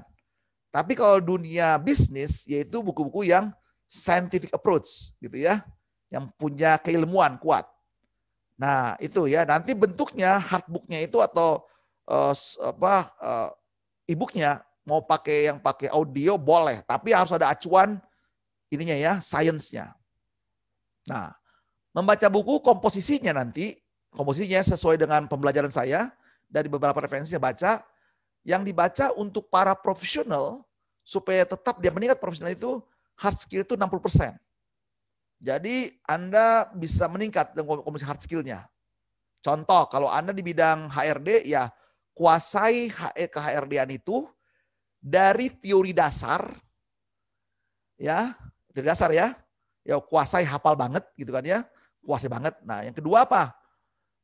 Kalau kita hubungan dengan pendidikan gitu ya, kalau teori dasar kan artinya S1 gitu ya, menguasai teori dasar, hafal. Nah yang kedua naik, Anda punya kemampuan problem solving. Nah itu S2 kan ya, berbagai variabel bisa dikombinasikan di situ. Baru level S3, ngerti filosofi dasarnya, kembali lagi ke teori dasarnya. Nah saya punya kesempatan belajar sampai S3 gitu ya, saya tahu gitu ya, gimana proses S3 itu. S3 sederhana ya, mempelajari kembali teori dasar, mengerti filosofinya, supaya apa? Bisa membuat teori baru, konsep baru. Nah itulah dikatakan tadi, punya ide-ide kreatif baru. Jadi kalau kita nggak punya pemahaman dasar, susah. Contoh, kemarin saya memberikan training tentang marketing and selling integrated gitu ya. Itu ditanya, Pak, ini kan belum ada referensi buku-bukunya. Betul, saya bilang ya. dalam situasi pandemi seperti ini belum ada literatur yang muncul tentang bagaimana mensiasati bisnis seperti ini. Nah, kalau belum ada referensi, belum ada bukunya, makanya kembali ke teori dasar. Oh gitu Pak ya, gitu. Iya saya bilang, pahami teori dasarnya, lalu Anda mencari, membuat ide-ide baru. Gimana merespon. Nah itu dia. Nah itu penting banget ya, makanya pelajari hard skill Anda dengan kuat. Ini bobotnya 60%. Lalu kedua, pengembangan diri yang sifatnya apa? Soft skill. Komunikasi dan semua aspek gitu ya. Lalu pelajari general skill 10%. Nah, sekarang kita lihat bagaimana negara-negara itu para penduduknya didorong oleh pemerintahnya dan juga kesadaran dalam membaca mandiri, belajar mandiri. Nah, ini contoh Amerika, ini di risetnya seperti ini ya. Untuk level leader itu rata-rata mereka membaca buku per minggu ini. 2.500 halaman sampai 3.500 halaman per minggu. Per minggu ya. Jepang sekitar 2.000 sampai 2.500 halaman per minggu. Singapura 1.000 sampai 1.500 halaman per minggu. Berapa Indonesia, saya dan Anda membaca buku per minggunya? Ya. Nah, ini tantangan saya dan Anda. Contoh Singapura ya. Singapura sudah tahu ada virus COVID di Cina. Nggak jauh di negara dia. Pasti akan sampai. Mereka sudah mengantisipasi. Dan begitu masuk ke Singapura Januari, langsung pemerintahnya bersama para melakukan research. Lalu mengobservasi kira-kira berapa bidang pekerjaan yang akan hilang gara-gara COVID ini. Kira-kira berapa banyak rakyat Singapura akan kena PHK. Tahu teman-teman sekalian, yang saya baca, dalam waktu 6 bulan ya, dari Januari sampai Juni langsung diumumkan. Hasil risetnya apa? Karena belajar terus, ada 100 profesi baru dalam situasi pandemi seperti ini. 100 profesi baru yang diciptakan oleh pemerintah, gitu ya, pemerintah. Nah, diumumkan kepada rakyatnya, siapa yang kehilangan pekerjaan, datang pemerintah, kami akan didik secepatnya supaya cepat recover. Karena Singapura ini negara kecil harus cepat melakukan apa? Berbalik. Karena kan dia GDP jebloknya luar biasa gitu ya. Kayaknya, tapi cepat belajarnya. Kenapa? Mereka suka baca buku, belajar terus. Bisa Anda lihat nanti, dimanapun mereka baca buku gitu ya. Teman ke Jepang atau ke Amerika ya. Nah Indonesia gimana Anda dan saya? Berapa banyak yang kita baca? Saya bisa merespon. 10 halaman, 50 halaman per minggu, 100 halaman. Nah ini saya menantang Bapak Ibu sekalian, sekali ya, untuk kita belajar.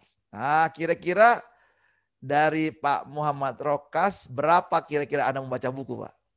Kalau seperti ini. Sekali lagi, kenapa mesti baca buku? Karena otak kita ini kalau nggak ada hal baru, susah sekali untuk membuat hal baru. Nggak ada bahan, kalau bahasa kreatif itu nggak punya bank data. Kalau nggak punya bank data, ciri-cirinya apa? Orang akan bicara hal yang sama, itu saja terus-menerus. Jadi dalam komunikasi bisnisnya nanti ngomongnya itu lagi, kayaknya ini si Bapak ini nggak kreatif banget sih gitu ya. Nggak bisa ngelihat masalah, nggak bisa ngelihat potensi masalah, nggak bisa ngelihat peluang-peluang. Akhirnya bisnisnya rusak. Sekali lagi ya, kalau kita sebagai profesional tidak pernah mau belajar, otak kita ini ya cuman apa ya, hiasan gitu ya. Nggak punya data, nggak punya referensi. Dampaknya adalah tidak bisa melihat masalah. Kenapa? Karena dia tidak punya referensi baru. Tidak bisa melihat potensi masalah karena tidak punya referensi baru. Tidak bisa melihat peluang karena tidak punya referensi baru. Yang kita buktikan aja. Sekarang kita berdoa bagi Indonesia gitu ya. Pemerintah kita hanya pusing menyerahkan apa untuk ngurusin COVID-nya. Kedua, sama gimana nih ngasih BLT gitu ya. Tidak bisa menciptakan peluang-peluang baru gitu kan ya. Seperti Singapura cepat banget gitu ya. Padahal tuh Singapura seberapa hebat sih negara orang-orang pinternya gitu ya. Indonesia dokternya teman sekalian sudah kurang lebih ada berapa ribu dokter kita yang dari kampus-kampus the best. Bapak Ibu boleh cek ya di tempatnya lembaga penelitian itu ya. Banyak banget dokter kita keren-keren ya. Tapi kok gimana nih bisnis kita gitu ya. Nah oke, mulai dari saya dan Anda. Berapa halaman Anda mesti punya niat baca buku. Nah ini penting banget ya. Ini bisa jadi aturan main nanti dalam komunikasi bisnis. Gimana Pak Rokas, Pak Yuki? dari Bu Vivi, Mbak Putri, dan seterusnya. Kira-kira ada punya usulan? Kalau ini jadikan standarisasi bagi profesional untuk membaca buku. Artinya apa?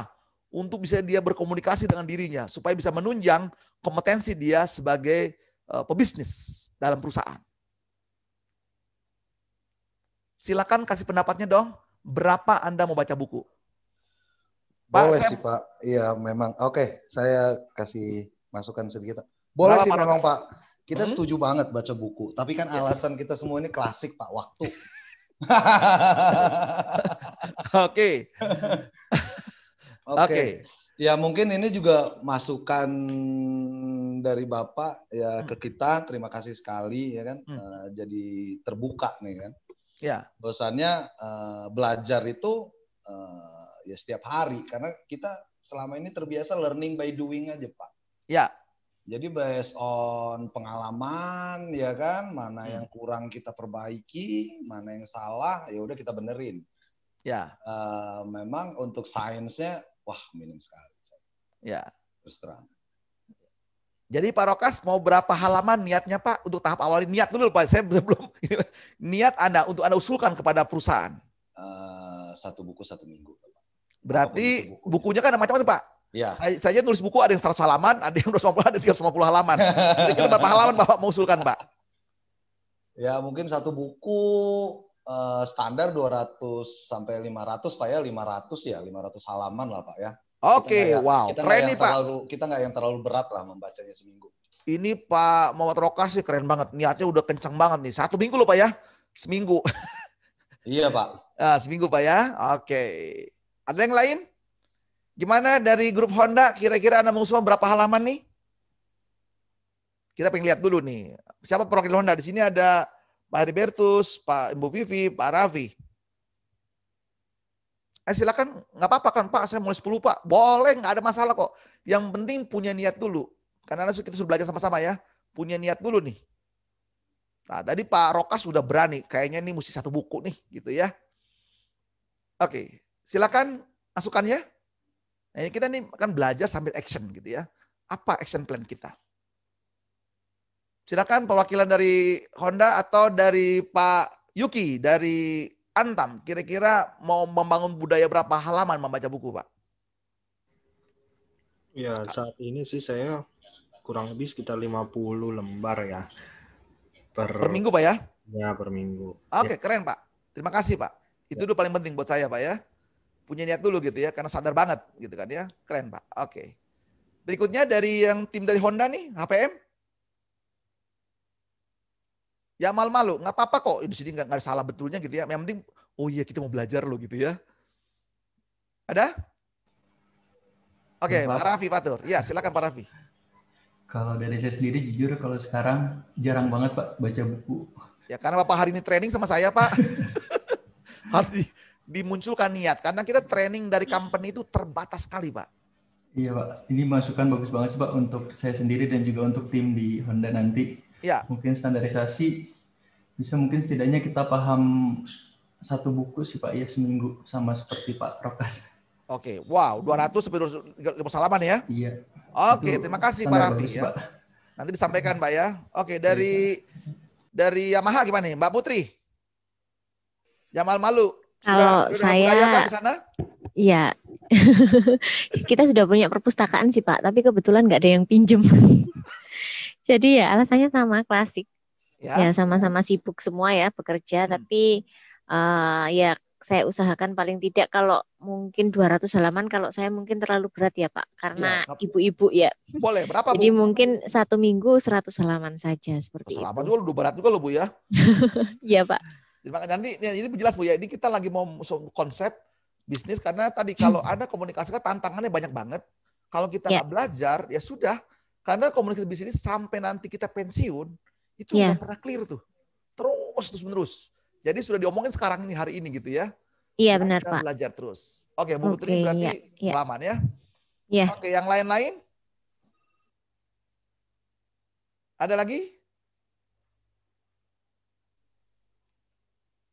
Oke, baik cukup ya. Nanti sambil diresapi, dipikirkan ya. Dan saya sudah sampaikan, Karena tantangannya banyak, pasti nanti kan butuh kompetensi. Dan kompetensi yang dikembangkan oleh perusahaan itu terbatas banget waktunya. Setahun berapa kali sih training. Makanya diperlukan dorongan kepada semua profesional di company itu punya inisiatif. Belajar mandiri sesuai dengan apa? Sarannya dari penelitiannya Harvard University, melalui jurnalnya. Belajar mandiri supaya apa? Bisa punya paradigma baru. Bisa melihat sudut pandang yang baru dalam rangka peningkatan bisnis kita. Seperti itu. Oke ya. Terima kasih untuk niat Anda. Nah, selanjut lagi nih. Sampai sini ada pertanyaan? Baik ya, kalau tidak pertanyaan saya lanjut lagi. Berarti sampai sini Anda paham ya.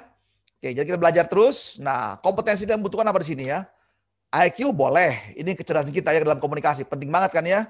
Kalau Anda berkomunikasi yang IQ-nya di bawah standar, waduh butuh waktu lama. Butuh waktu lama gitu ya. Kalau yang lebih cerdas lebih gampang. Lebih mudah. Ngomong satu kata dia bisa nangkep cepet gitu kan ya. Kalau kita dengan yang biasa juga repot. Ini contoh kasus. Contoh kasus ya, saya dengan keluarga saya sendiri. Ini terbukti. Anak saya yang di kedokteran, FK, UI gitu ya, yang langsung lagi magang, itu IQ-nya 140. Anak saya yang perempuan 130. Saya di bawah mereka. Gitu ya. Istri saya pun masih di atasnya. Jadi saya masih di bawah istri saya IQ-nya. Apa yang terjadi waktu kita berkomunikasi di rumah? Kalau saya kan terbiasa mengulang-ulang, karena belajar itu berulang-ulang, diulang-ulangi. Nah, akhir terbiasa terpola kalau menyampaikan sesuatu itu butuh repeating. Dengan pemahaman saya, orang itu mungkin tidak mengerti seperti saya kalau sebelum saya melakukan repeating. Lalu apa jawaban anak saya? Yang IQ-nya tinggi-tinggi tersebut ya. Aduh papi baru ngomong. Emang ini aku nggak bisa menangkap pesan papi. Papi ngulang-ulang hal sama terus-menerus aja gitu ya. Oh iya ya. Kita sebagai orang tua kadang-kadang, kalau kita gampang emosi gitu ya, bisa marah gitu ya. Lama saya perhatikan. Oh iya ya. Anak saya ini kan cerdas gitu kan ya. Sekali saya ngomong direkam. Bahkan teman-teman sekalian, setiap detail omongan saya dari sejak kecil gitu ya, itu bisa direkam, bisa diputar ulang dengan cepat sekali. Nah, gara-gara seperti ini di sekolah, apa yang terjadi kalau punya anak cerdas seperti ini? Saya sering dipanggil oleh guru. Ini guru-guru gitu ya. Dari masa KB, kalau bermain, TK, SD, SMP. Nah, SMA udah nggak dipanggil lagi. SMP dipanggil. Lalu dipanggil oleh gurunya, ini anak bapak sering bercanda-bercanda, sering ngobrol-ngobrol, sering mengganggu temannya. Tapi herannya setiap kami tanya, dia bisa jawab dengan jelas. Dan dia juara kelas terus. Lalu saya jelaskanlah, nah bapak pertama ibu, apakah sudah mempelajari anak saya ini? Sudah dilihat? Nah memang terus kami mengedukasi supaya anak saya jangan mengganggu teman-temannya. Walaupun dia sudah bisa cepat menerima informasi dengan cepat gitu, mengolah informasi pelajarannya. Saya bilang jangan mengganggu gitu ya, jangan temanmu. Nah, yang kedua, ternyata anak saya ini punya kepribadian tipenya extrovert. Dia seorang influencer gitu ya, seorang yang tipe sanguin atau tipe-tipe ini ya, yang rame heboh. Nah, kenapa? Karena istri saya kan psikolog. Saya dites, dicek, oh iya. Nah, makanya setiap ke sekolah saya jelaskan dulu kepada sekolah. Anak saya segini level IQ-nya, kedua pribadi seperti ini. Nah, apa yang terjadi teman sekalian ya? Akhirnya anak saya, karena sering ribut, ini salah lagi nih gurunya, tekniknya. Ditaruh di kursi paling depan. Di tengah-tengah di depan. Kebayangkan dia sudah selesai menangkap pesan dari guru ngajar, lalu digangguin teman-temannya. Dan di belakang dan seterusnya. Kedua dipindahin ke belakang. Nah, dia lebih nyaman di belakang gitu ya. Itu sekalian ya. Nah, itu yang dibilang hal komunikasi ya teman sekalian ya, tidak memahami. Ini tingkat IQ. Nah, juga tingkat kepribadian. Nah, itu tetap saya jaga dan memang ya itu cara belajarnya beda jauh ya. Dan kita sama orang tua juga, oh iya seperti ini ya. Jadi memahami ya, beda IQ-nya. Lalu kedua ternyata nggak cukup secara IQ, yaitu emotional intelligence-nya. Nah, tadi gampang marah-marah. Nah, emosi dua ya, nanti akan mempengaruhi komunikasi. Terutama nanti IQ emotional intelligence ini emotional quotient ini mempengaruhi pesan. Nah, dalam emosi itu kan ada dua ya, emosi positif, emosi negatif. Emosi positif ini isinya apa? Emosi positif yaitu rasa cinta dan rasa bahagia. Nah, nanti akan mempengaruhi nanti waktu memperkuat pesan, membungkus pesan. Yang kedua, emosi negatif, yaitu ada 3 aspek, yaitu sedih, marah, takut. Nah, emosi ini akan membungkus pesan. Makanya ada nada tinggi, nada datar, nada rendah. Tergantung emosinya ini dimasukkan ke dalam pesan tersebut. Nah, itu penting banget ya. Kecerdasan emosi. Maka tadi bisa bahaya kan ya. Pesannya bagus. Manfaatnya bagus banget pesannya. Tetapi cara menyampaikannya emosinya marah. Akibatnya anak buah Anda tidak bisa memahami secara cepat gitu kan ya. Pusing lagi. Nah, pelajari ya emosionalnya.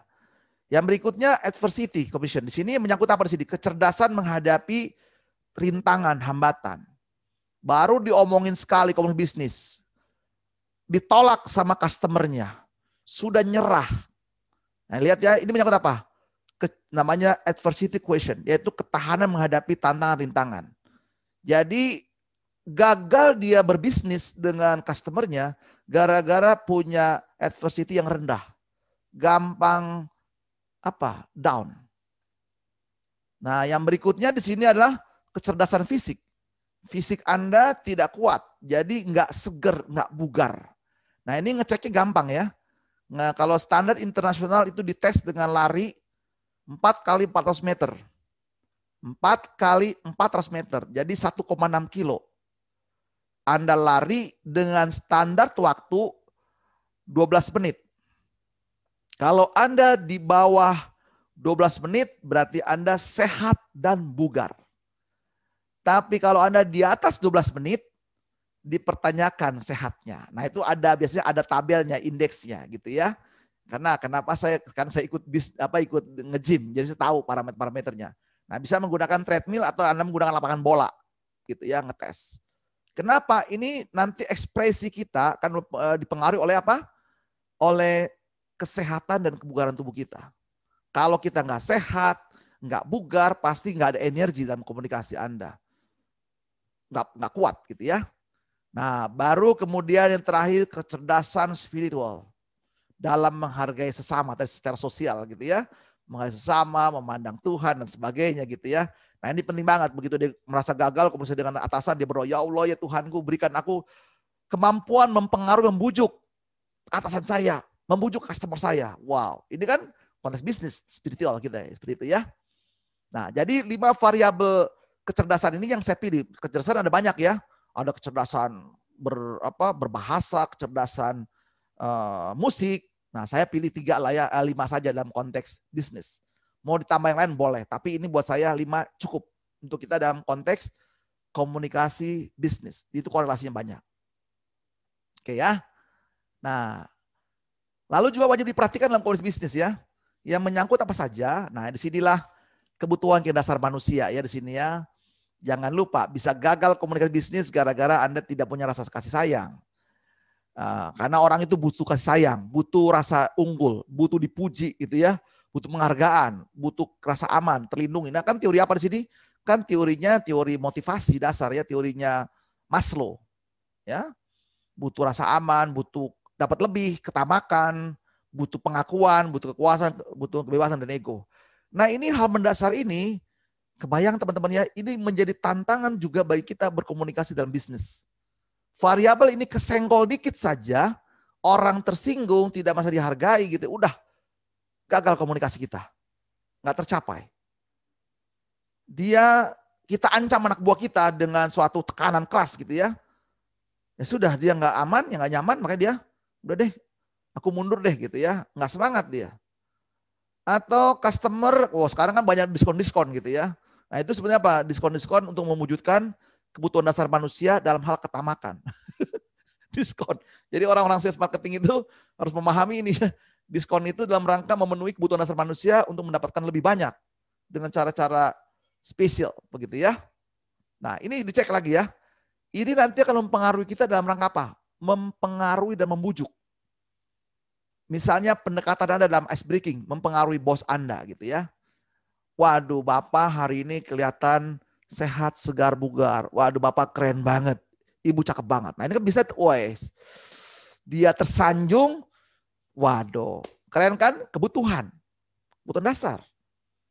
Jadi kalau itu dipenuhi akan jauh lebih efektif. Tapi itu kesinggung akan gagal gitu ya komunikasi Anda, tidak efektif. Ya. Jadi banyak hal di sini ya teman sekalian ya. Dalam rangka ingat tadi komunikasi bisnis poinnya membujuk dan mempengaruhi supaya tujuan kita tercapai. Oke.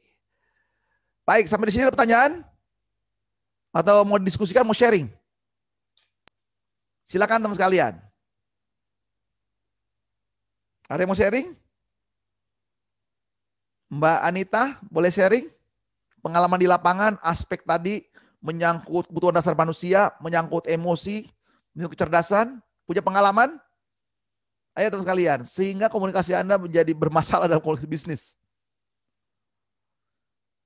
Atau Pak Yuki atau Pak Rokas punya pengalaman aspek emosi tadi, aspek kecerdasan, aspek ketahanan, aspek fisik gitu ya, kebutuhan dasar manusia dan sebagainya. Ada yang mau sharing? Oke, berbagi dong. Nah, ini penting banget sharing pengalaman-pengalaman ya, sekalian ya. Ada yang mau sharing? Oke, baik sekalian ya. Kalau tidak ada, ya kita lanjut lagi materi kita ya. Oke, kita lanjut lagi nih kalau tidak ada. Baik, nah hal tadi menyangkut kompetensi itu banyak sekali ya. Jadi variabelnya sangat complicated. Banyak. Hari ini Anda sukses berkomunikasi dengan klien Anda, besok belum tentu. Hari ini bisa tertawa bareng dengan pimpinan Anda, besok bisa dimarah-marahin gitu ya. Karena rumitnya gitu ya. Kesinggung dia. Jadi hargai dia gitu ya. Wow. Jadi tantangan banget ya. Termasuk bawahan juga kan gitu kan. Baik. Kita masuk ke prosesnya. Jadi apa dong?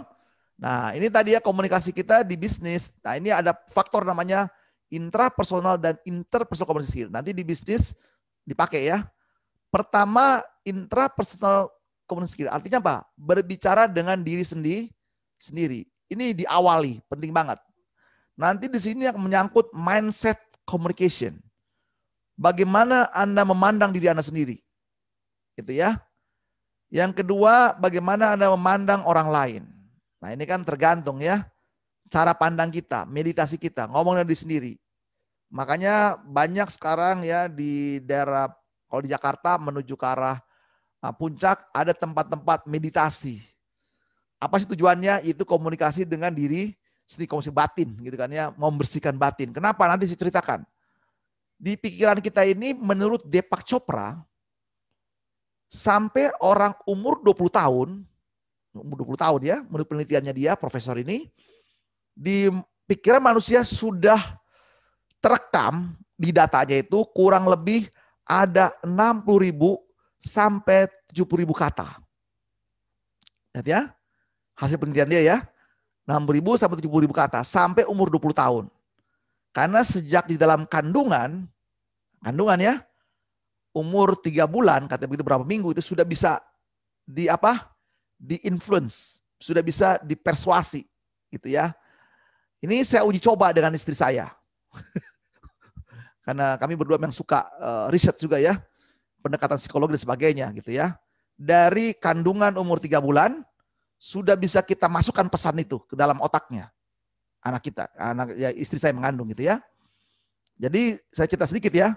Jadi waktu itu kami kan berdua tidak jago di bidang musik. Tapi punya mimpi, punya niat nanti anak saya berdua, anak saya belum berdua, masih yang pertama gitu ya. Pingin mereka jago main piano. Jadi kami sudah punya rencana umur nanti 3 tahun, kita akan dia belajar piano, langsung cepat gitu belajar bisa gitu ya. Dan mahir cepat. Lalu saya baca berbagai literatur, lalu saya ikut programnya dari Rumah Sakit Harapan Kita. Nah, saran-sarannya dokternya apa? Ya sudah menggunakan, zaman dulu kan pakai headset ya, pakai Walkman gitu ya, dengar gitu. Anak istri saya mulai menggunakan itu terapinya dan menggunakan lagu-lagu klasik klasik ya, sudah diintervensi di situ, masukin. Nah, gimana risikonya muncul setelah dia lahir? Anak saya tidak bisa tidur kalau nggak dengar musik. Jadi harus dengar musik klasiknya. Wah, pelan-pelan saya ganti. Pokoknya ada musik dulu gitu ya. Nggak bisa tidur dia kalau nggak ada musik. Musik mati pasti bangun. Ini pengaruhnya. Jadi asik sudah dengar musik gitu ya. Nah, umur 3 tahun langsung saya masukkan les piano. 3 tahun piano ya. Teman-teman cepat banget belajarnya. Ngerti karena dia sudah punya insting yang muncul di situ ya. Kecerdasan musiknya gitu ya. Terutama anak wanita saya yang pertama gitu ya. Main. Nah, anak yang kedua saya pengen masukin juga nih kemampuan musik ini ya.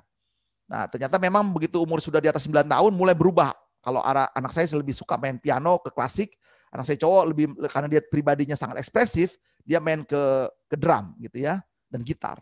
Kalau anak saya yang wanita ya makanya dari Yamaha tadi ya pakai saksofon ya, Yamaha juga kita pakai gitu ya. Piano Yamaha juga. Nah, pakai. Kerennya seperti itu ya.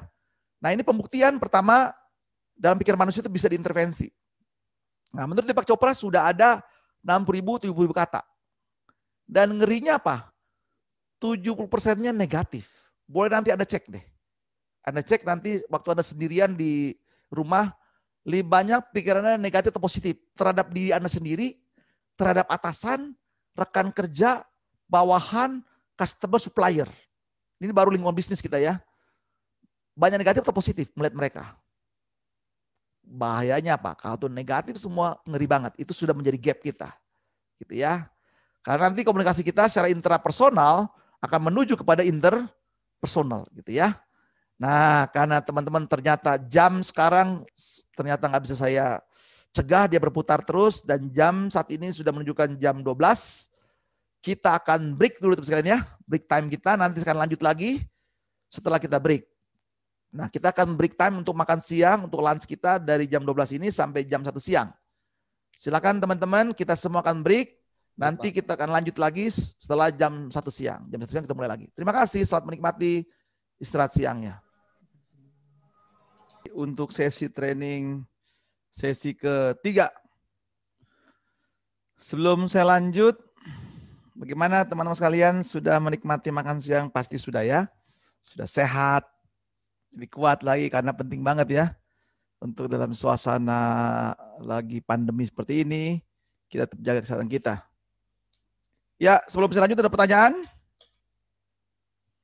Atau mau sharing, berbagi pengalaman terkait dengan topik effective business communication? Oke ya. Silakan loh ya, jangan malu-malu untuk teman-teman yang mau bertanya, yang mau sharing, jangan segan-segan. Mari kita sama-sama saling melengkapi, saling belajar. Siap, Pak. Oke, baik. Kalau tidak ada, saya lanjut lagi ya materi saya ya. Nah, teman sekalian, tadi saya menjelaskan bahwa dalam komunikasi itu, nah ini ya, ada kaitan yaitu metode komunikasi intrapersonal, yaitu atau disebutnya self-talk, atau ngomong dengan diri sendiri, gitu ya. Nah, itu yang sering terjadi dalam diri kita dari mulai kita bangun tidur sampai nanti menjelang tidur. Pasti kita mulai ngomong dengan sendiri, ini mau makan dulu atau minum dulu, mau ngopi apa ngeteh, mau mandi atau mau lanjut tidur lagi. Nah, itu ngomong dari sendiri. Tadi saya sudah jelaskan juga ya, bahwa intrapersonal communication skill ini akan ada komunikasi dalam pikiran kita. Nah, pikiran kita sendiri sudah punya data. Datanya berapa banyak yang diteliti di Deepak Chopra, kalau umur sampai 20 tahun itu sekitar 60.000 sampai 70.000 kata. Nah, kalau Anda umur lebih 20 tahun berarti makin banyak dia tentu database-nya ya. Nah, oke ya. Nah, jadi yang menjadi concern kita di sini adalah catatan Deepak Chopra, yaitu dalam pikiran kita tuh ada kurang lebih 70% negatif. Apa itu negatif? Pikiran-pikiran yang menyangkut, nah disebutnya namanya mental blocking. Mental blocking atau di situ isinya apa saja? Prasangka buruk, ketakutan-ketakutan, tidak menimbulkan percaya diri dan sebagainya. Nanti kita lihat ya. Nah, itu penting banget secara intrapersonal Anda. Karena nanti intrapersonal ini akan mempengaruhi personal, ya, komunikasi dengan orang lain. Jadi pertama, PR kita pertama di dalam komunikasi bisnis, cek, periksa pikiran Anda. Kontrol, kendalikan gitu ya. Supaya dia tidak menghambat kita, menggagalkan kita di dalam komunikasi bisnis. Teman-teman, begitu saya bicara komunikasi bisnis, di kepala kita langsung muncul dua ya. Komunikasi internal dan komunikasi eksternal. Dua ya. Bicara internal, bisnis kita berarti di company kita, yaitu atasan, rekan kerja, bawahan. Nah, bicara eksternal, Anda berkomunikasi yang paling sedikit adalah dengan customer, dengan supplier, dua. Atau pihak-pihak terkait lain lagi ya, dengan negara dan sebagainya ya. Nah, karena masing-masing punya tujuan. Karena kita bisnis konteksnya, ada risikonya di sana. Risikonya apa? Kita kehilangan profit, kehilangan revenue, cost-nya naik gitu ya. Karena kita gagal komunikasi secara efektif. Nah itu, jadi karena ada parameter yang terukur, menjadi perlu hati-hati. Pertama, kendalikan pikiran Anda, kendalikan pikiran dalam konteks intrapersonal communication skill, berbicara dengan diri sendiri. Kendalikan. Apa outputnya? Harus bisa berpikir positif. Nah, bagaimana caranya? Nah, caranya gimana? Ya selalu melakukan meditasi, refleksi, mengenali hati nurani Anda, imajinasi Anda. Wah. Tapi juga hal positifnya, yaitu ketika Anda bermain dengan intrapersonal, itu positifnya apa? Disitulah kita bermain komunikasi melalui bawah sadar kita, yang menggali namanya kreativitas kita di situ. Itu positifnya. Ya, sambil bahkan refleksi, idenya apa nih ya? Kan tadi teman-teman punya tugas ya. Selain pencapaian target, KPI, juga tugas kedua, yaitu Anda punya kemampuan inisiatif dan kreatif dalam konteks proaktif. Nah, ini diperlukan waktu Anda melakukan meditasi, karena nanti kan step kita kreatif itu ada 7 step ya teman sekalian ya. Nggak tahu teman sudah pernah belajar belum ya, ada 7 step kita dalam komunikasi kreatif. Pertama, Anda kan observasi dulu ya kasusnya. Kedua, Anda mempelajari sebab akibatnya. Nah, waktu Anda mulai membangun mencari ide-ide solusinya, Anda melakukan namanya konsentrasi, fokus. Konsentrasi tujuannya supaya gelombang otak Anda masuk dari otak sadar masuk ke bawah sadar. Nah, bawah sadar kan ada 2 level ya, alfa dan theta. Nah, disitulah bermain Anda ngomong dengan diri sendiri gitu ya. Lalu Anda melakukan namanya inkubasi, mengeram gitu ya, mencari ide-ide. Nah, ini waktu cari ide itu sebenarnya Anda sedang melakukan apa? Refleksi diri, menggali otak Anda. Ada nggak di bawah sadar Anda ini ide-idenya? Muncullah kreatif. Nah, yang repot waktu Anda bermeditasi atau melakukan inkubasi, banyak pikiran negatif. Itu yang repot ya. Maka bisa Anda tidak akan efektif. Tidak punya ide kreatif. Tidak punya ide-ide ya. Nah, itu pentingnya ya. Kemampuan intrapersonal ini ada negatif, ada positif. Tapi ini nggak bisa kita hindari. Harus kita kendalikan, kita kontrol supaya dia lebih produktif. Gitu ya. Nah, kalau enggak kita banyak gagalnya, akhirnya banyak kita hambatannya. Nah, ketika sudah kemampuan kita mengendalikan secara intrapersonal, maka Anda masuk bergerak ke secara interpersonal. Nah, begitu bermain secara interpersonal komunikasinya, disitulah ada unsur persepsi. Ada bicara status, ya. Ada menggunakan gaya komunikasi agresif, defensif, ya. Ada positif, negatif, ada punya paradigma. Ada bahasa-bahasa lain, bahasa tubuh dan seterusnya. Nah, ini menjadi challenge kita kalau bicara interpersonal. Nah, jadi begitu ada bicara persepsi, nah ini berarti teman-teman hati-hati di sini ya komunikasinya. Pesan yang disampaikan itu kan ada 3 ya, 3 tingkatan. Yang paling buruk adalah gosip. Kedua, opini. Opini itu bermain dengan perasaan-perasaan, pendapat. Nah, yang 3, data. Ada data saja bisa menimbulkan persepsi yang berbeda. Tapi ini kalau sudah data dan fakta, ya mengurangilah gitu ya. Persepsi-persepsi yang berbeda. Nih, sudah punya data, lalu dikomunikasikan secara verbal, dikomunikasikan secara visualnya gitu ya. Nah, ini tantangan teman-teman bagaimana menggunakan komunikasi bisnis dari pendekatan intrapersonal ke interpersonal. Nanti hal ini kita gali lebih dalam lagi ya, yang intrapersonal. Sampai di sini ada pertanyaan? Kedua ya. Jadi 2 aspek kita komunikasi ya. Nah, baru kita prosesnya. Nah, proses komunikasi sudah saya jelaskan berulang-ulang ya. Variabelnya pertama ada pengirim, ada penerima. Ini yang menjadi penting ya. Syaratnya ada pengirim, ada pesannya, ada medianya, ada penerimanya. Nah, tugas kita di sini mempengaruhi, membujuk dan mempengaruhi, itu berkomunikasinya membujuk, mempengaruhi bisnis ya. Membujuk dan mempengaruhi. Nah, nanti caranya gimana? Dari mulai cara Anda berkomunikasi biasa, sampai berkomunikasi dalam konteks presentasi, dalam pidato, dalam public speaking dan sebagainya gitu ya. Nah, negosiasi kepada penerima. Diharapkan mereka ini terjadi perubahan sesuai dengan tujuan kita, gitu ya, harapan kita. Nah, berarti di sini ada 4 variabel yang sudah pasti. Tapi ada variabel lagi yang penting di sini namanya feedback, umpan balik. Jadi ada 1, 2, 3, 4, 5. Ini harus dipastikan Anda punya ada seperti ini. Nah, kita lihat tekniknya ya sekalian ya. Ini sudah saya pelajari pasti setiap kita ya. Apalagi sudah training rutin gitu ya. Pertama, secara pengirim, Anda harus memahami siapa diri Anda. Who am I? Maka nanti sebentar lagi saya akan bahas ya tipe kepribadiannya gitu ya. Lalu yang kedua, siapa lawan bicara kita? Siapa penerima kita? Yang kita mau bujuk dan pengaruhi di sini. Sama ya.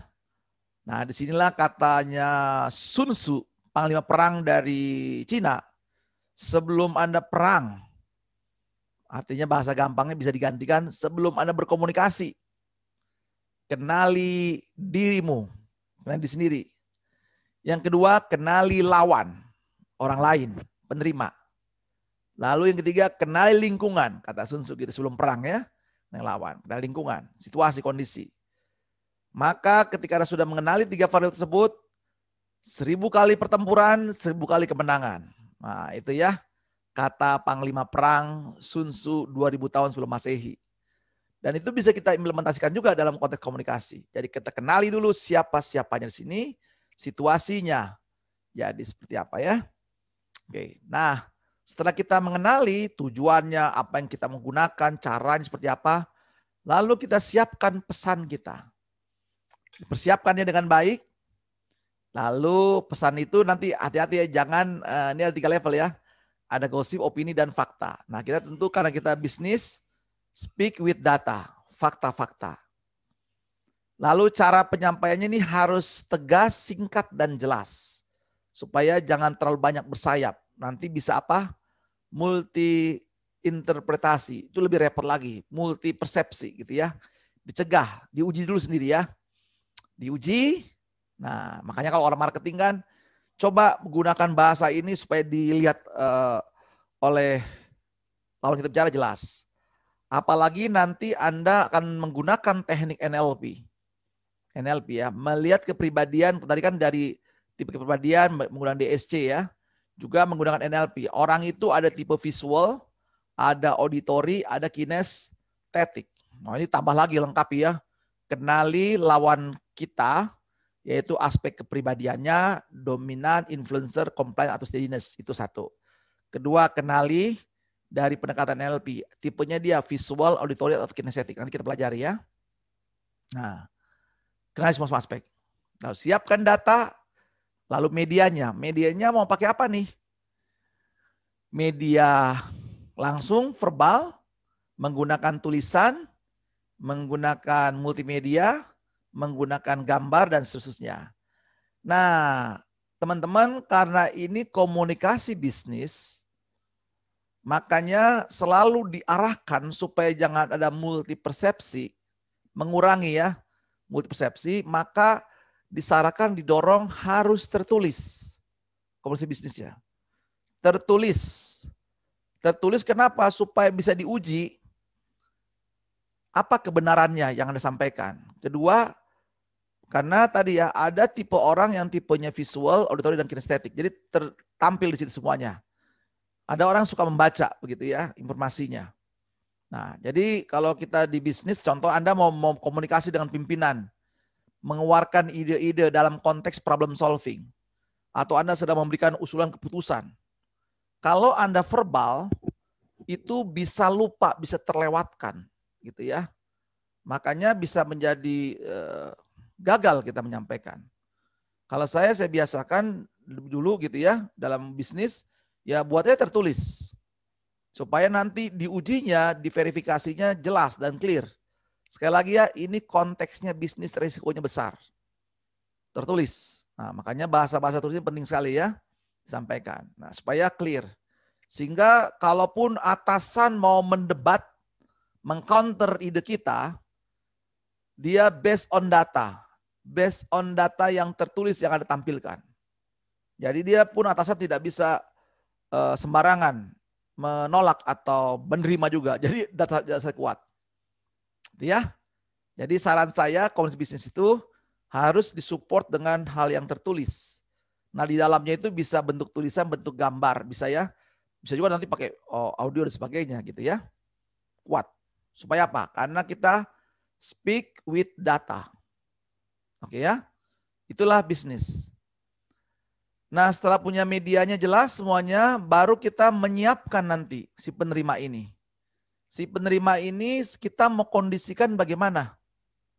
Karena kan dalam konteks membujuk dan mempengaruhi, manusia itu mau membeli sesuatu dari kita, tetap unsur kuatnya adalah motivasi. Nah, motivasi ya. Berarti kalau Anda mengingat motivasi, maka Anda mengetahui bahwa manusia itu digerakkan atau gampang dipengaruhi oleh reward and punishment. Reward punishment. Gitu ya. Nah, bicara nanti sesuatu yang reward punishment, berarti ada sesuatu yang punya ditempel, dibungkus, punya daya jual gitu ya, punya daya tarik. Nah, nanti prosesnya dalam Anda berkomunikasi juga harus kreatif. Harus kreatif juga rasional. Nah, ini waktu Anda komunikasi dengan penerima ini, Anda mesti memikirkan aspek kreatifnya dan juga aspek rasionalnya. Dua-duanya harus ada. Mau pakai teknik menjual kah, apapun juga dalam mempengaruhi atau membujuk, dua-duanya harus muncul. Jadi Anda persiapkan dengan baik. Nah, begitu bicara kreatif, berarti Anda berkomunikasi secara heuristik, imajinatif. Bagaimana memancing imajinasi customer Anda atau bos Anda supaya dia tertarik emosinya gitu ya, kreativitasnya. Tapi jangan lupa ya, setelah ini diterima itu tujuannya untuk introduction, masuknya ke dalam pikiran mereka. Yang kedua adalah sistematiknya. Gimana caranya, how to-nya gitu ya, dijelaskan step-stepnya. Makanya kan customer kalau konteks marketing, ya gimana dia tertarik membeli produk kita? Kan manusia itu punya ego ya. Sesuatu yang menyenangkan dia, membuat dia aman, bahagia, pasti dibeli gitu ya. Itu makanya dipengaruhi. Apa benefitnya buat saudara kalau ketika membeli produk kami gitu ya. Anda lebih sehat, lebih kuat, lebih bahagia. Wow. Dia tertarik, baru Anda menjelaskan gimana cara penggunaannya. Nah, itu sistematiknya. Ini harus dibuat ya. Konteks bisnis adalah tidak boleh sembarangan bicara lompat-lompat. Ada buat dulu tertulis, buat namanya skripnya, buat skenario-nya, buat skrip heuristik, skrip sistematik harus muncul. Karena ini ingat ya, konteksnya komunikasi bisnis. Dalam rangka ingat tadi membujuk dan mempengaruhi supaya secepatnya dibeli ide kita. Jelas ya? Ini dia tekniknya. Mudah? Enggak mudah. Variasinya banyak banget sekalian ya. Lihat aja di sini kita mengkondisikan aja udah jelas, mempersiapkan gimana komunikasi heuristiknya, gimana sistematiknya gitu ya, mengkondisi pikiran lawan kita. Medianya saya gunakan apa dan seterusnya. Makanya saya arahkan tadi tertulisnya bisa gambar semuanya supaya memperpesan.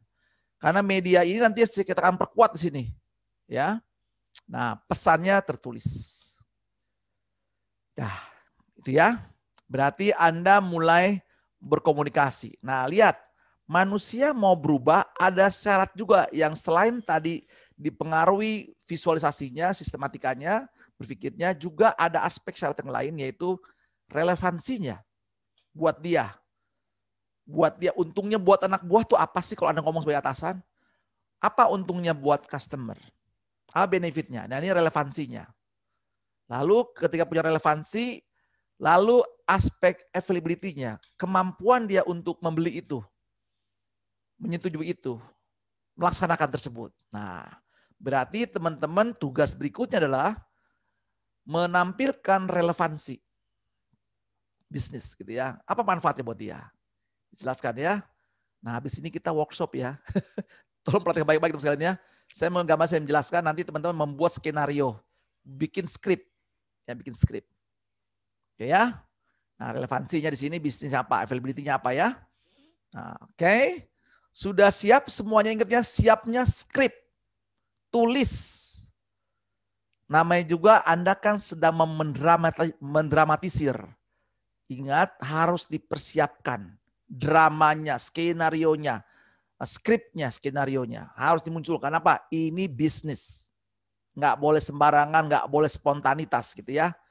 Nanti kalau sudah hafal mau spontannya boleh. Tapi sudah punya dulu skenarionya. Nah kan kreativitas. Makanya seorang aktor film, dia wajib baca skenario. Nanti sudah di lapangan dia mau mengembangkannya itu lain persoalan. Tapi tidak boleh lari dari skenarionya. Gitu ya, jalurnya.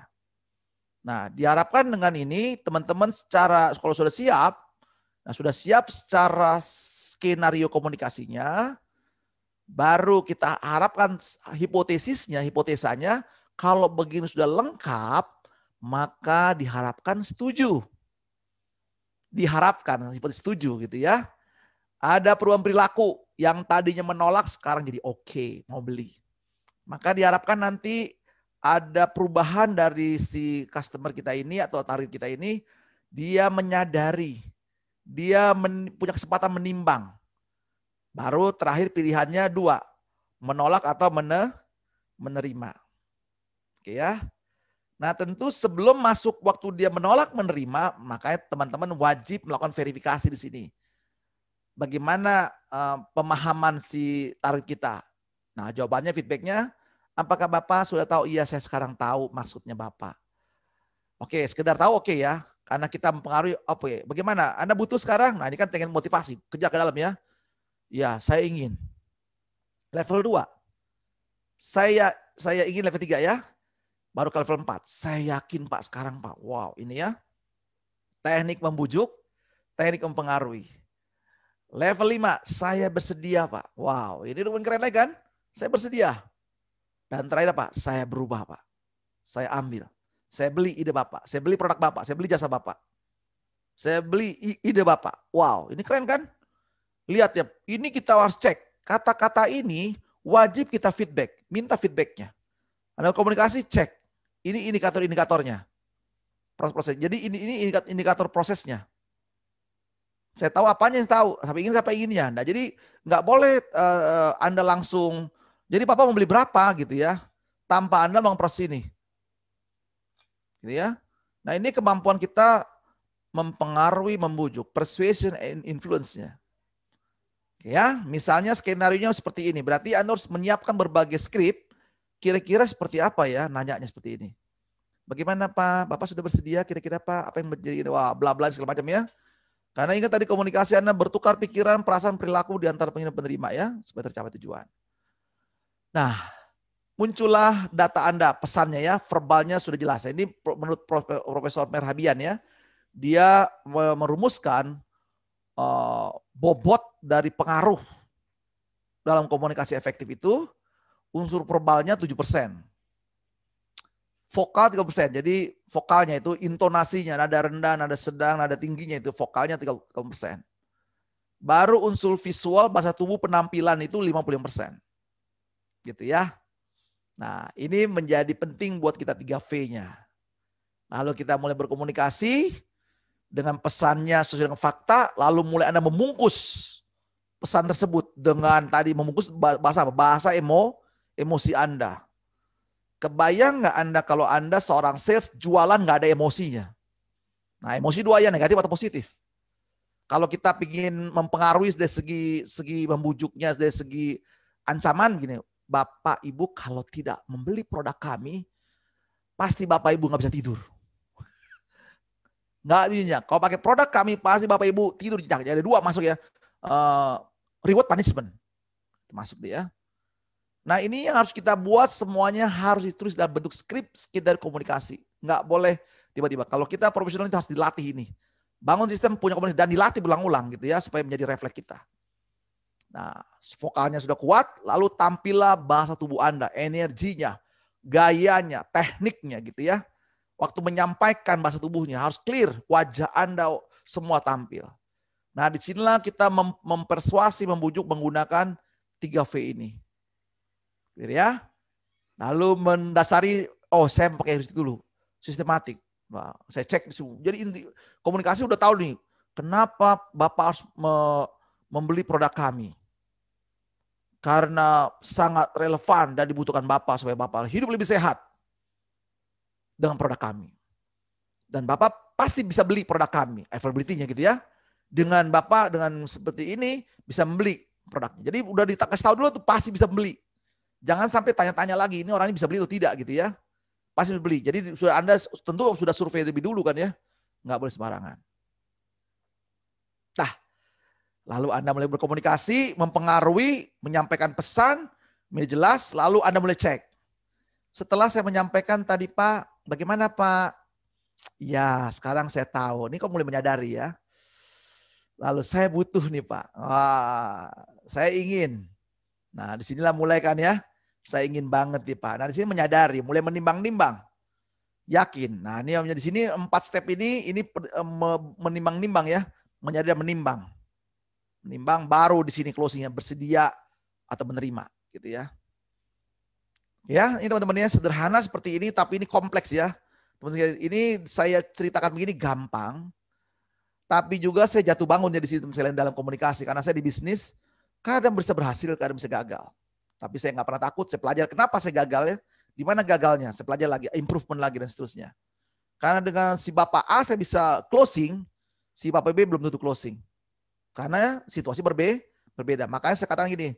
Sampai kapanpun Anda menyelesaikan profesi Anda dalam bekerja, berkarya dalam bisnis, tidak akan pernah ideal. Berganti terus. Gitu ya. Tapi setidaknya Anda paham di mana letaknya gitu ya. Kenapa berhasil, kenapa gagal. Jadi Anda bisa menjawab. Ya, di sini ya. Nah, ini penting banget sekalian ya. Dalam komunikasi bisnis dalam proses. Ya, di sini ya. Nah, ini tadi saya jelaskan ya, kalau ini sudah komunikasi 3V, di sini pesannya. Lalu ingat di sini emosinya ya, dibungkus dengan emosi, rasa bahagia. Makanya jangan sampai salah emosi. Waktu Anda mau menceritakan benefit atau reward, tentu ceritakan seperti ini ya. Kalau negatif, hati-hati ya Pak.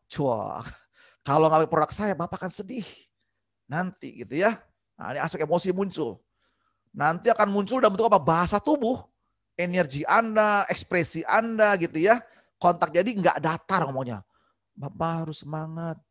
Pasti Bapak beruntung. Beruntung masa dia nggak ada ekspresinya gitu ya. Kalau Bapak gitu akan lebih beruntung, lebih sukses dan suksesnya gitu ya.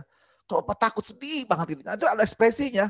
Jadi manusia profesional di sini, kalau dia tidak ada ekspresi, jangan-jangan dia tidak paham teknik komunikasi gitu ya. Tidak paham, tidak menyadari, atau tidak menganggap penting komunikasi itu. Padahal untuk memindahkan produk jasa Anda itu perlu kemampuan komunikasi ini. Dan ini ulang-ulang aja. Gerakan, nah, cek ya, ini kan pesan tadi di sini ya, pesan di sini. Lalu tadi baru kita cek ini dia leveling ya, efektivitas Anda, ya. Nah, oke. Nah ini bahasa tubuh, kotak mata dan seterusnya ya. Nah, oke. Komunikasi ya mata nanti banyak ya. Kok nggak berhasil juga ya? Ya tadi ada masalah kompetensi yang berbeda kompetensinya, masalah budaya. Masalah value kita, masalah knowledge kita, kompetensi kita, macam-macam. Visi kita, wow. Nah, cek. Sudah ideal tapi ini hambatan-hambatannya. Ya, tidak feedback. Nah, itu misalnya hambatan lain menyangkut noising. Dalam pikiran kita ini tadi ada gangguan 60.000 sampai 70.000 kata. Ada intrusi-intrusi gangguan sekitar kita. Banyak ya. Makanya perlu repeat, perlu ada feedback. Ada melamun dia, nggak konsentrasi, ada masalah teknologi yang tidak sempurna, ada cell type. Nah ini prasangka ya, hati-hati ya. Dia punya pengalaman kalau dia bertemu dengan suku ini negatif pesannya gitu ya. Nah itu perlu dirilis dulu, dilepas gitu ya. Dan juga attitude Anda. Mata-mata di sini. Nah, ya. Nah, maka perlu feedback ya. Feedback ini untuk memastikan apakah deal atau tidak gitu ya. Nah, berarti di sini ada tahap-tahap mendengar efektif. Nah, efektif ya supaya clear semuanya, supaya bisa memfeedback. Nah, jadi kalau tahap mendengar itu ada pilihannya, ada mengabaikan, Anda nggak mau dengar gitu ya, atau pura-pura dengar aja, atau mendengar selektif. Ini kalau yang menguntungkan buat saya dengar. Nah ini hati-hati ya. Ini teman-teman lawan kita pun seperti ini gitu ya, lawan bicara kita ya. Ada penuh perhatian, ada mendengar empatik. Nah ini ada lima pilihan setiap orang dalam komunikasi waktu dia mendengar informasi dari luar. Mengabaikan, pura-pura mendengar, mendengarkan selektif, memilih, penuh perhatian, empatik. 5. Nah makanya supaya aktif kita arahkan perhatian kita jadi jangan punya prasangka. Nah tapi kan faktanya kan ada prasangka kita kan ya. Ada negatif thinking kita. Nah, sikap tubuh kita harus terbuka dan seterusnya dan berikan respon. Nah makanya di sini ada contoh-contohnya. Ada tahapannya. Ada encouraging, restarting, reflecting, summarizing di sini. Jadi kalau supaya kita terdengar aktif, wah pengertiannya mendorong lawan bicara untuk merasa nyaman dengan kita ya. Nanti kan waktu kita mau feedback ini, kita minta feedback ya. Oh, jadi iya betul Pak ya. Oh, terus lalu apa pendapat Bapak? Wah, bagaimana pendapat orang lain? Wah, ini contoh-contoh ya kalimatnya ya. Dalam rangka restarting ini mengungkapkan kembali ide yang disampaikan dengan kalimat sendiri. Oh, jadi maksud Bapak, maksud Anda akan terus bekerja di sini kalau ada gaji? Wow, gitu ya. Ini teknik restarting. Jadi ini skill-skill dalam komunikasi aktif dalam bisnis. Reflecting, mengungkapkan kembali perasaan lawan bicara. Saya mengerti perasaan sedih Anda akibat diperlakukan orang lain. Atau misalnya kalau kita dengan klien, ya saya paham sedih Bapak menggunakan produk merek tersebut dengan selalu ada masalah berulang-ulang. Saya paham itu Pak ya, saya mengerti untuk itu. Wow, ini kan gitu ya. Atau summarizing, menyimpulkan terakhir. Nah ini untuk komunikasi mendengar aktif. Oke ya. Nah sekarang PR-nya adalah coba ambil contoh, Anda membuat komunikasinya lengkap ya. Pertama pengirimnya, pertama pesannya apa sih yang mau disampaikan, pesannya, faktanya apa, coba Anda tulis ya, pesannya. Lalu pengirimnya siapa, profesi Anda, perannya sebagai apa di sini, peran pengirim. Lalu penerima perannya apa dia, misalnya Anda perannya sebagai sales, maka penerima sebagai customer. Lalu pesannya apa yang mau Anda sampaikan, tujuannya apa. Ya jelas ya. Kemudian media Anda gunakan apa saja, fakta apa saja. Lalu asumsinya apa yang bagaimana skrip dalam rangka mempengaruhi heuristiknya, sistematiknya, gitu ya. Bagaimana bahasa heuristiknya? Gimana bahasa sistematik Anda? Waktu mau dalam rangka ini, dalam rangkanya persuasi sama influencing. Ya, nah ini contoh kalau Anda memilih peran antara sales dan customer. Atau Anda peran atasan dengan bawahan. Atau Anda bawahan peran dengan atasan. Anda bikin skenario-nya siapa pengirim, siapa penerima. Bentuk pesannya apa saja, tujuannya apa, lalu bagaimana skripnya. Anda seperti apa kondisi skrip untuk imajinatifnya, pesannya apa, vokalnya Anda mau akan mainkan seperti apa, visualnya apa yang Anda mau tekankan, akan Anda mau tampilkan. Nah ini namanya membuat skenario komunikasi. Lalu bagaimana pesan yang berkaitan dengan relevansi dan juga pesan dalam bentuk sarananya. Oke ya. Jelas teman-teman tugas PR-nya? Ada pertanyaan? Cukup jelas? Oke ya. Kalau jelas, coba buat skenario Anda. Pilihannya banyak ya. Hubungan atasan bawahan, jadi Anda sebagai atasan, penerima bawahan. Atau Anda sebagai sales, penerimanya adalah customer. Atau Anda sebagai procurement, ini sebagai supplier gitu ya. Coba kondisi seperti itu, bikin skenarionya, unsur-unsurnya ini ya. Unsur-unsurnya, pesannya apa, faktanya apa yang disampaikan, sistematikanya, kalimat heuristiknya apa, pengantar sistematiknya apa. Jadi 2 ini penting ya. Lalu bagaimana relevansinya buat si penerima, bagaimana relevansi sebagai sarana supaya kita bisa closing. Aspeknya apa saja. Oke, teman sekalian. Siap mengerjakan ini? Jadi membuat skenario, membuat skrip komunikasi bisnis. Ada pertanyaan? Aduh, berat juga ini. Nah, skenario. Iya, ini kan, nah kalau kita kan bicara namanya komunikasi bisnis, nggak boleh muncul tiba-tiba gitu ya, bukan refleks langsung. Karena ini risikonya tinggi. Karena kita menyadari bisnis itu risikonya tinggi, maka wajib tertulis. Nanti dibunyikannya, begitu sudah muncul bunyi, bersuara Anda nanti bisa beratasi. Kreatifnya berkembang. Tapi kalau nggak punya skenario, nanti bisa lompat-lompat nggak jelas, Pak. Gitu ya. Akibatnya apa? Tidak efektif komunikasinya. Ya, nah sekarang ini membiasakan diri Anda berkomunikasi secara terstruktur dan punya strategi dan tertulis. Misalnya Anda sebagai bawahan ingin mempengaruhi bos saya nih, pimpinan, supaya dia setuju sama produk, sama usulan saya. Apa skenarionya? Skripnya bagaimana? Bagaimana tadi teknik mempersuasi? Bagaimana tadi membangun heuristiknya supaya dia terpengaruhi pikirannya gitu ya? Bagaimana penjelasan rasionalnya? Gimana supaya dia mengerti manfaatnya ide kita ini? Apa kalimatnya dalam rangka supaya ini sudah tersedia fasilitasnya gitu? Dan bagaimana memfeedbacknya? Silakan teman-teman, kalau ada pertanyaan, Anda bisa tanya ke saya di sini. Kita karena akan langsung kerja, langsung bikin workshop. Kalau enggak, training kita ini cuma belajar teori doang. Oke ya? Berarti karena teman-teman sudah berpengalaman, sudah pengalaman banyak, saya tidak khawatir bahwa Anda susah cari idenya. Jadi bisnis itu Anda bisa menggunakan, ini kan pengirim penerima. Anda bisa berperan sebagai bawahan, ini sebagai atasan penerimanya. Anda bisa berperan sebagai sales, ini berperan sebagai customer. Anda berperan sebagai procurement, ini berperan sebagai supplier. Coba bikin skenario-nya. Ya, Pak, maaf, saya boleh tanya? Boleh tanya, silakan. Iya, Mbak Anita. Misalnya gini, kan misalnya saya memposisikan diri saya sebagai sales misalnya, sebagai sales, ya.